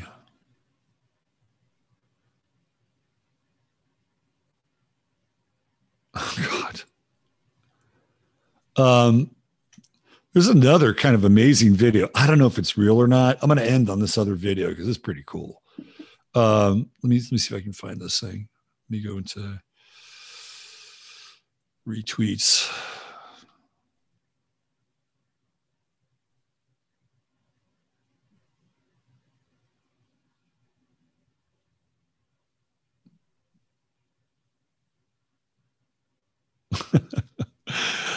I get into some. Sometimes I love being like acerbic on Twitter. Robert loves his job. I'm so surprised. So this woman says Merrick Garland should be living in Israel today, and I said, unfortunately for us, I think he is. Let me see if I can find this thing. So here she is. Oh, okay. She's not. So she's mixed. It looks like what she really is mixed up. All right, here we go. Come on. All right. People who invented the. First of all, she looks batshit crazy. I was just looking at the eyes. All right, and get ready. She had to move those bookshelves and try to understand what the hell she's talking about. You can, but it's ridiculous. I don't really believe that you could be a non-binary. Something about it doesn't make sense to me. How are you going to be a non-binary, but it's people who invented the gender binary, it's people who uphold the gender binary, it's people who spread the gender binary around the world to justify the oppression of Black and brown people globally. It's something about that just doesn't make sense. Like, how are people going to opt out of the gender binary? Meanwhile, we're seeing cis Black women being pushed out of, sporting events and stuff like that because their testosterone is too high.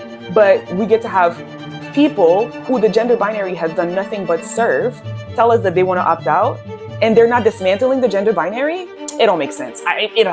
I don't really believe that you could be a non-binary. They're disrupting the gender, but don't make sense. None of that makes sense. And why does she keep putting that paper in front of her face? And because it's white. She can't say white. She's saying white people. That's instead of white people. Oh, she put a white. I didn't get that. Okay. This is insane. She was being very, very tricky. I see.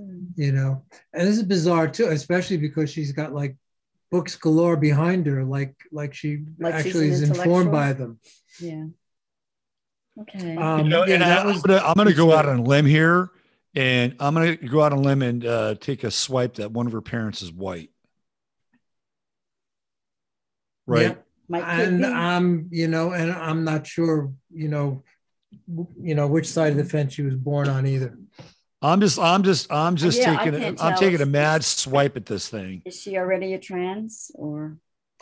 So she, and this is something I've talked about, and it's a controversial topic, especially for like a 6-year-old white guy to bring up, but Jason Whitlock talks about it all the time too.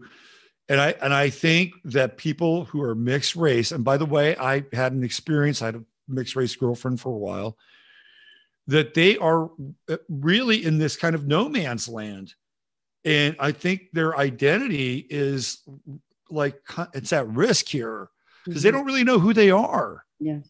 And Whitlock has talked about this quite often. And when you see, what we call like, public, agitators or community leaders or whatever, I'll just give you 3 right in a row: Obama, Val Jarrett, and Susan Rice. What do they all have in common? That's right. They're all light. They're all light-skinned Black African Americans. Yeah, and with kind of a bone to pick. I'm just being honest here, okay? Right. So why are they even categorized as Black if they're half and half? Why aren't they? Why doesn't somebody say they're white? It's the one drop rule, right? Right. And not to mention it's likely that Obama is half Indonesian, half white, but that's another story. Right. That's a whole other discussion. But it's always that they're identified as Black, not white. So, and I've told this story before. I dated a gal for a while in California whose father was Black, mother was white, and she definitely looked more on the Black side. She had an afro. Her skin was a bit lighter, but you could tell that she was Black. You didn't have to guess if are you mixed or whatever. So she told me her story growing up, and she grew up in the Baltimore area, and the first school she went to was predominantly white, and they didn't like her because, for whatever reason, maybe they were racist. Maybe she rubbed some girls the wrong way. She's Black. She gets into issues. She gets into fights. They bring her mother into school and they say, well, we have a solution to the problem. And she said, well, what's that? We're going to send your daughter to a predominantly Black school.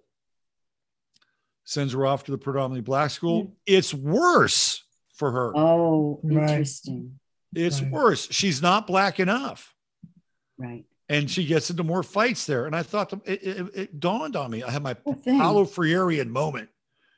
I was experiencing tolerance. Mm-hmm. And I'm like, that's got to be fucked up, right? Oh, poor thing. That's terrible. Yeah. It's terrible, right? You go from one group who rejects you, which represents part of your heritage, and you go to this other group who theoretically you would think might embrace you, but rejects you. I've heard about that with the Vietnamese children who were born of American soldiers.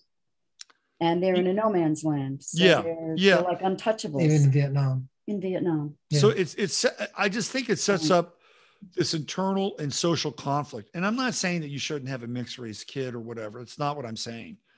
Right. But this is like the front lines of what I would call a broken or confused personal and social identity. Mm-hmm. Like this person's on the front lines of that. Yeah. And my Sanskrit teacher is the same. She adopted 2 babies from India, and one of them was very dark. And she's grown up now because she teaches now at the University of Georgia in Athens. And, she's grown up in a school where both the Blacks and the whites don't want to, didn't want to associate with her. She wasn't making friends, and you know, she actually suffered seriously for it, you know, psychologically, you know, very debilitating. Yeah, because again, you know, if we're defining our identities, so you can see why, you know, this sort of self-created identity is so attractive in you know, in face of these kind of things. It's like you're taking charge of your own, you know, I identify as this, that, or the other thing. So this is exactly what I was going to bring into the conversation, is that this person is not identifying as, well, I'll use like a you know, kind of a cliche definition.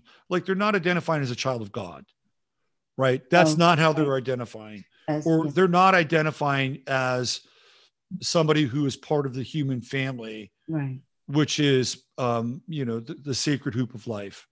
Right. And not just humans, but animals as well. The whole thing. They're not identifying that way. And to your point, Steve, it's all built around ideology and the identity. Right. This is why they call it identity politics. Right. Right.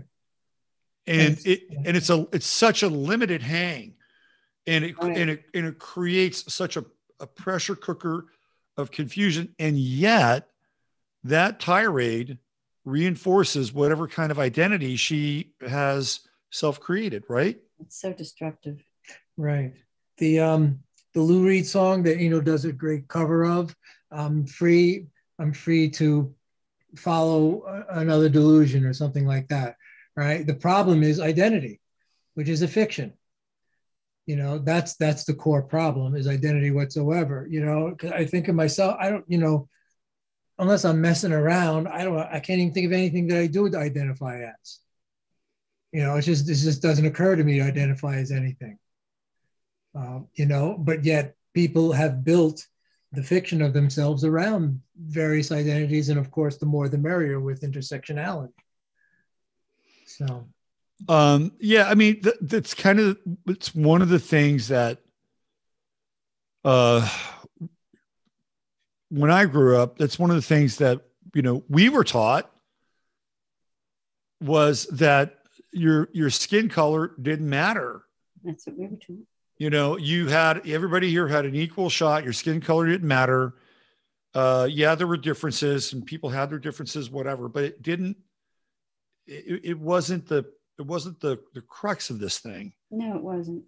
And then it became the crux of the thing. Yeah, I was just raised to respect the person, whoever is in front of you. You respect that human being in front of you. Right. End of the conversation. We were raised on the exposition of character. Yes. Yeah. Yeah. And you know, the state hospital where we worked was actually a good example of that. You know, all kinds of people worked there from different backgrounds, and there was not a lot of bullshit around any of that, you know. No, there wasn't. Except the doctors were assholes, but other than that, but that wasn't racial. That was some of the doctors. Yeah. No, but you know, we had all kinds of people you worked with, and that's it. You know who was a good worker, you know who was sneaking off doing stuff on the side, and it didn't matter what was what. You know, but it was because it was a state hospital, you know, there was a good mix of people there. Yeah, there was. You know, young, old, male, female, black, white, you know. Yep. Spanish. Yeah. So I want fever pitch right now. But yeah, the identity thing is really insidious. You know, it's like, even just a point, because I think about it, I can't, every time I have to say or write my wife, it just bristles me. I said, because there's something wrong, because it's not true. You know, it's just like, it's an identity of her, and it just doesn't even make sense to me in a certain way. So here, this is an interesting, like, follow-up to what we're talking about here. Mike McDaniel, who is a coach for the Miami Dolphins, who prior to his hire was a coach for the San Francisco 49ers. And Mike McDaniel is brilliant. He's totally brilliant. And Mike McDaniel is the byproduct of a mixed race marriage. If you looked at him, there's a pretty good chance you wouldn't be able to ascertain that. So one of the questions that was asked to Mike McDaniel at his opening press conference for the Dolphins was about what his struggles were. There's that word again, struggles, being Black. Yeah. And having to deal with that. And his answer is really interesting. Now, I was looking for his answer, but what I found is this guy who's doing a commentary on it. And he says, Mike McDaniel ethnicity answer is problematic. So I have not seen this before. So I'm going to bring this up, and we're taking a little bit of a diversion here. All right, I'm going to play this. And so Mike McDaniel is giving what we would call a reasonable answer to a complex question, something that he's experienced and thought through. And this guy apparently has a different take on it. Let's hear what he has to say. I can see why people are against interracial marriages. And we're going to hear it. We're going to listen to what he has to say. It's been very odd, to tell you the truth, this idea of identifying as something. How is that odd? This idea of identifying as something. What do you put on the census, my guy? Why is this odd? I don't understand. I don't even understand what he's saying. I can tell you, it's been odd, this idea of identifying something. What do you mean? What's odd about identifying yourself? What are you talking about? This is the problem I have with many interracial babies. They have an identity crisis. They have an identity crisis. And now, because of his skin color, he can get away with this. He can get away with this. Okay? He can definitely get away with this. If he was darker, he would not be able to get away with this. But because of his skin color, he can play this, well, I just identify as human, man. I'm just human, this is just me being human and everything, So let's just stop that right there. What is wrong with his answer? He's going to say, look, I just identify as being human. This guy's got a problem with it. And so now we're back into the whole world of identity. And the world of abstractions. Even to say you're human is an abstraction. There's no such thing as a human. Human is abstraction from male and females. So I wish this guy would shut up long. Very Aristotelian, where it's categorized. I just want to be. Go ahead. Here we go. As a human being, that answer. I'm sorry. That answer is so problematic. It's unreal, because it's followed up and juxtaposed by his follow-up answer. And my dad's Black. You're human, but your dad is Black.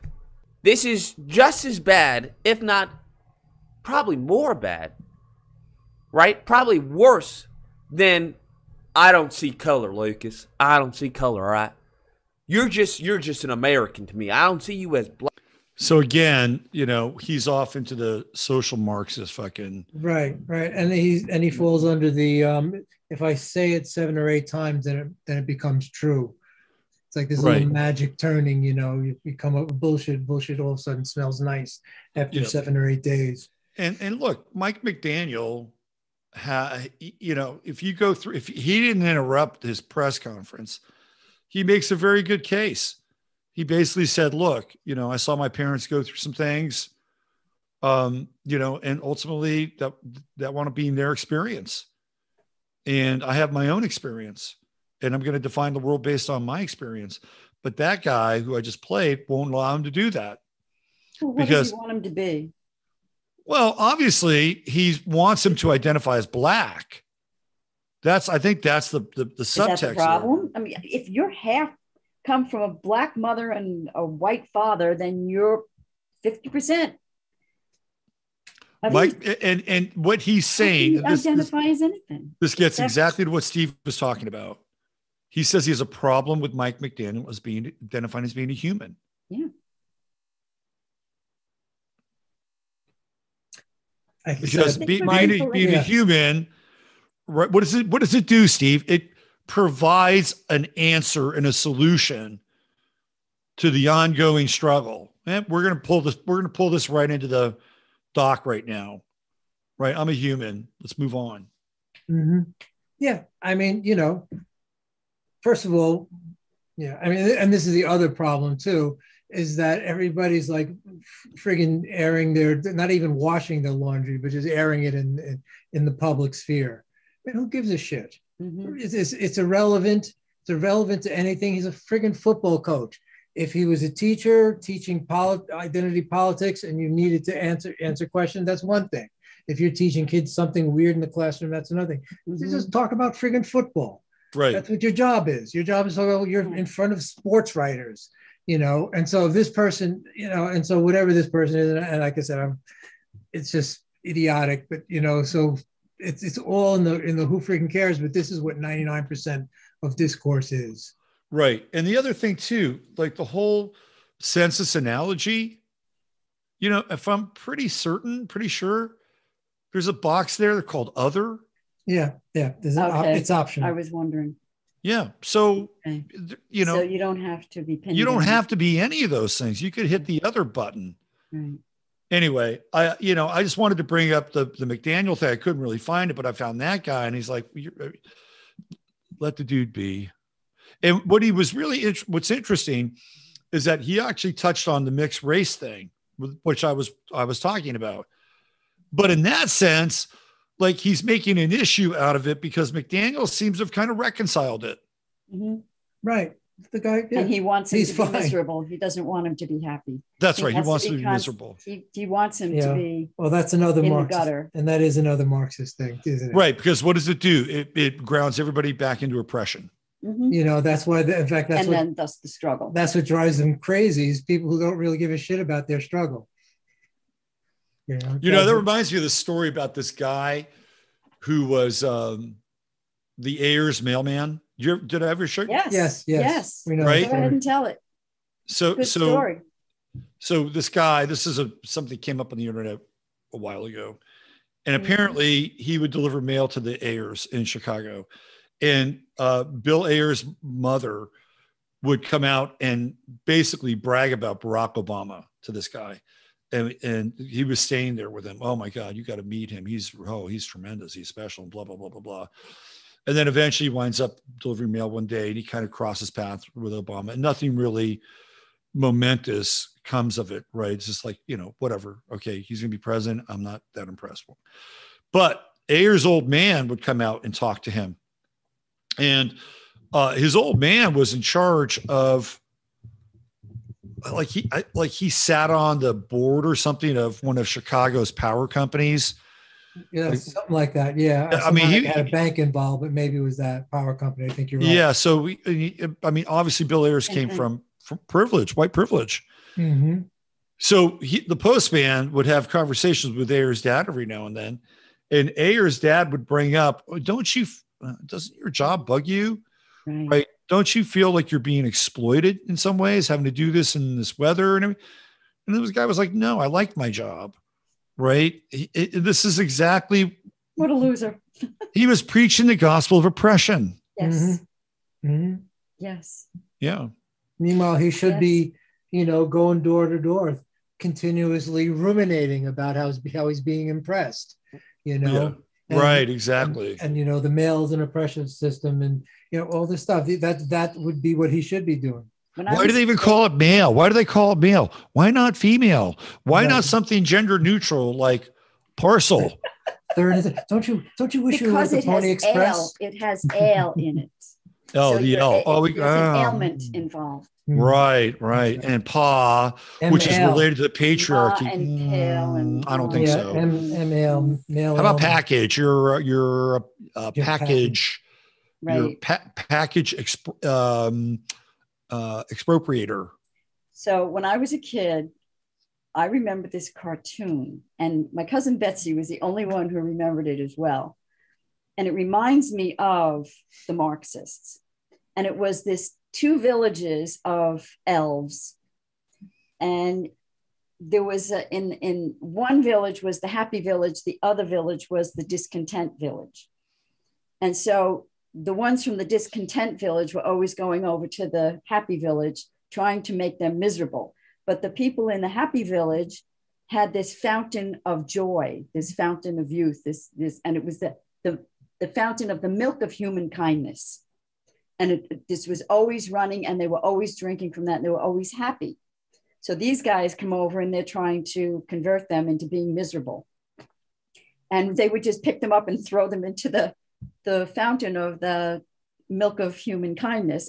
But all the way they're complaining, I don't want to be happy. I want to be sad. I don't want to be happy. I want to be sad. And they drag them in and plunk them down into that fountain of the milk of human kindness. And then they would be converted into being happy again.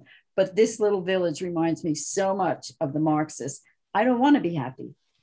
I don't want to be happy. I'm happy in my misery. Leave me alone. Happy in the misery and what is it? The 5 minutes of hate or 2 minutes of hate. Right. Right. That's the pinnacle of the emotional experience. Right. I want to play one more video, and this one has absolutely nothing to do with what we're talking about, but maybe it does in kind of an interesting way. Now, I ran across this on Twitter, and there is some identity involved here, but it's how do I say this? It's a very interesting discussion of who and what and how this idea of identity manifests. Okay, let's do this. It's a very quick video.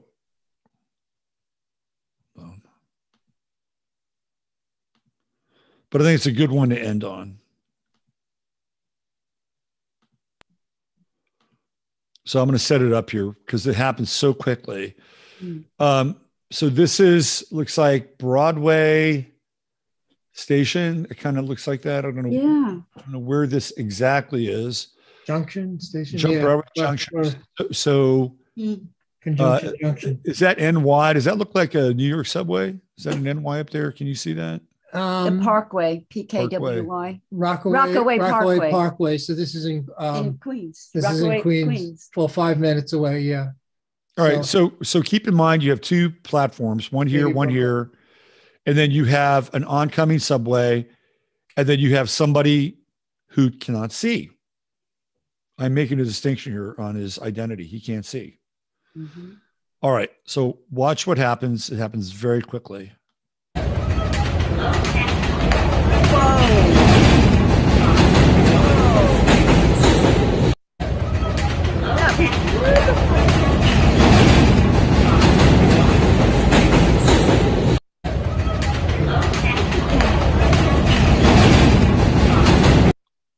How amazing is that?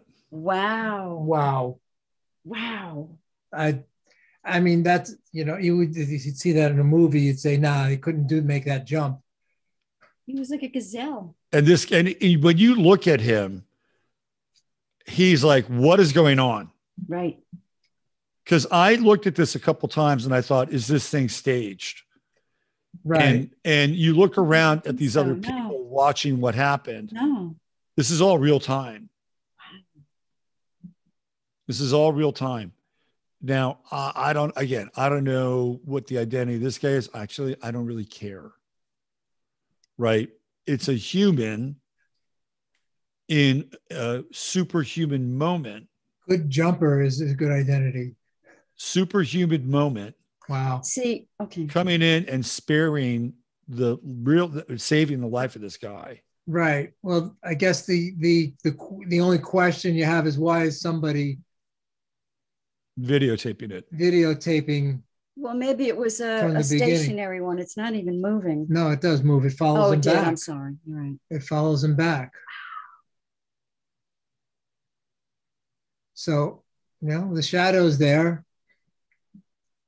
Shadow of one. His shadow as he jumps across. Look where look where his foot is leaving. He's like right off he jumps right off the edge.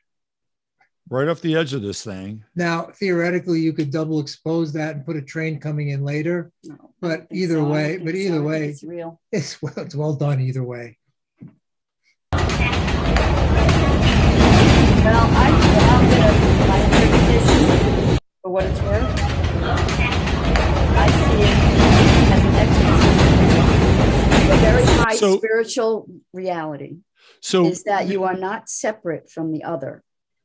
Right. So this whole idea of separation, this is really does map onto the whole conversation today of separation.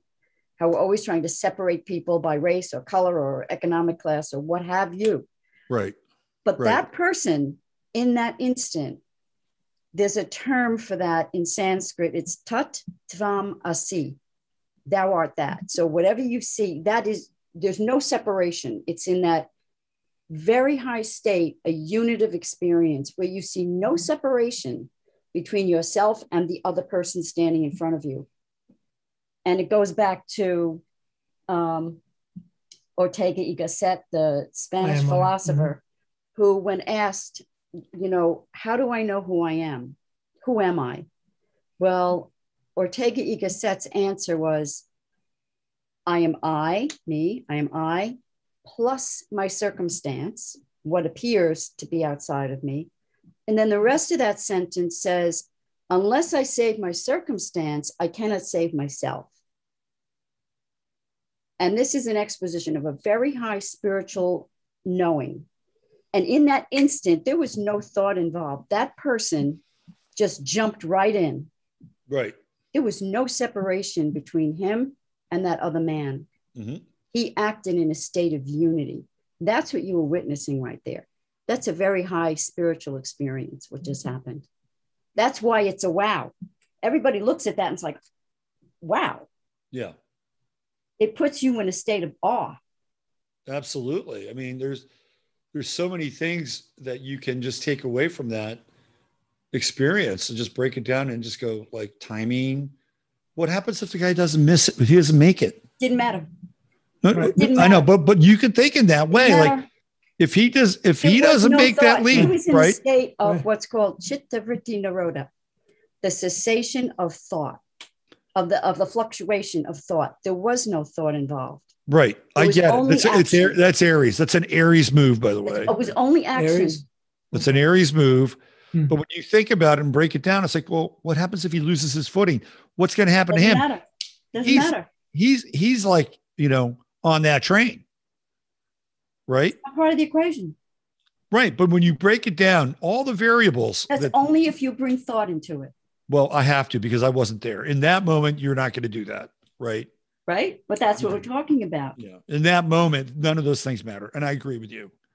But, you know, sitting here in the comfort of my air-conditioned studio. Monday morning quarterback. But to fold it back on our discussion today, that's what the Marxists want you to do, to be continuously ruminating. Right. And be out of your experience. And right. you're only known through, you know, yourself, outside of yourself, and all this mumbo jumbo, which is really meaningless and a complete abstraction. So this is what they want for you, to be out of your lived experience. And if that guy was embroiled in the dialogue of oppression in his head, he never would have moved. He never moves. He never would have acted. If there was thought involved, he never would have acted. Right. And then at he that would have played that out. Right. At that point, the system was responsible for this person's inability to see. You've got to come up with better safeguards. Mm-hmm. At the subway station, train station, subway station, right? All these things would come out of that, except the ability to act. And every person who witnessed that is going to be affected by it. Well, we'd hope. Yeah. Sure. We'd hope. Sure. Well, one way or another, you're standing on that platform and you're like jaw dropped. Yeah, it's like you don't see that every day. And anyway, I thought I'd want to close on that, because good. It's you know, kind of an interesting and inspirational way to bring it literally into the station. So very good, Robert. Well, good show, Robert. This is great fun. Yeah. As always, we enjoy. My idea of a good time. Thanks to everybody for watching. Check out logosophiabooks.com, logosophiabooks.com. Buy our books. Help us navigate these terrible times by buying a book. How rough is that? Go ahead. Help them out. So, yeah, we'll have a new book coming out soon. Yeah. Are you still offering up your art? I still am. It's on Fine Art America. Christina Crimis. Okay. And I do have an Etsy page too called Philosophy Farm, where I sell my yarn from when we had the farm. And I had goats and sheep, and it's all dyed with natural dyes. And I think I might have a few paintings up there too. I'm not sure. I forget. A few other things. Okay. Well, I'll make sure that I have those links in the show notes. And have a great weekend. Yeah, thanks, Rob. Yeah. We'll see you in a month, and we'll try to tackle this Marxism, Gnosticism, real, true. We'll maybe take on James Lindsay a little bit, his definition of this stuff, and see where we go with it. Yeah, I'm interested to look at the Marxist.org website and see about their language. Okay. All right. I think that would be helpful. We'll bring it back in a month. And until then, you guys take good care. Okay. You too, Robert. Very good. See you. Bye-bye. Bye-bye. Bye, everyone. Bye, everybody. All right. That was the Crimis, and great show. Thank you for the Crimis to be here or being here today. And always an interesting conversation with them, and the subject matter and the topics and their research abilities, and sending me those links to the Friere video, which I'd never seen before, or the Russell Brand video, which I'd never seen before.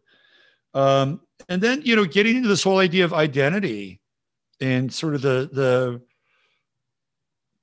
swamp grass of identity, and how it's become such a divisive exercise in our worlds.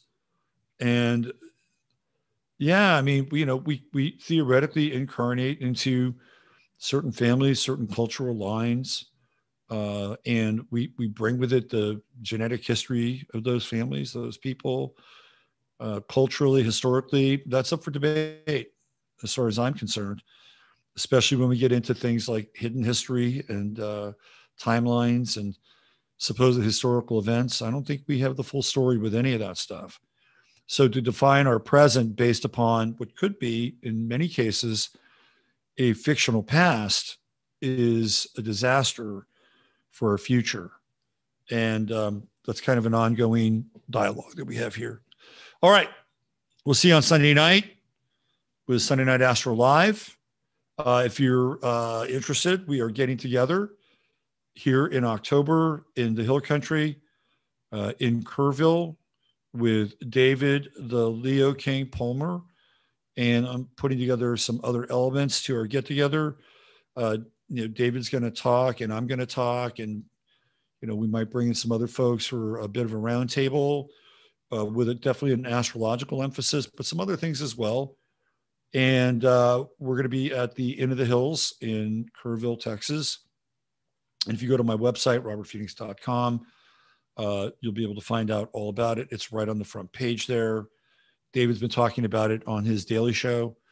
So it's a great way to get together, hang out, talk astrology, talk about the world, meet new people, eat some good food, relax. It's a great time of year to be in Texas. It's in October. It's not scaldingly hot. And we generally have cooler temperatures. Every now and then we get a little bit of rain. But it's pretty balmy and pretty nice. So we hope to see you there. All right. I'll be back here on Sunday night, getting in some astrology. Use your head in order to discern what's real, your heart, 2 7 what's possible. I'm Robert Phoenix. Thanks again for being here today. Take care.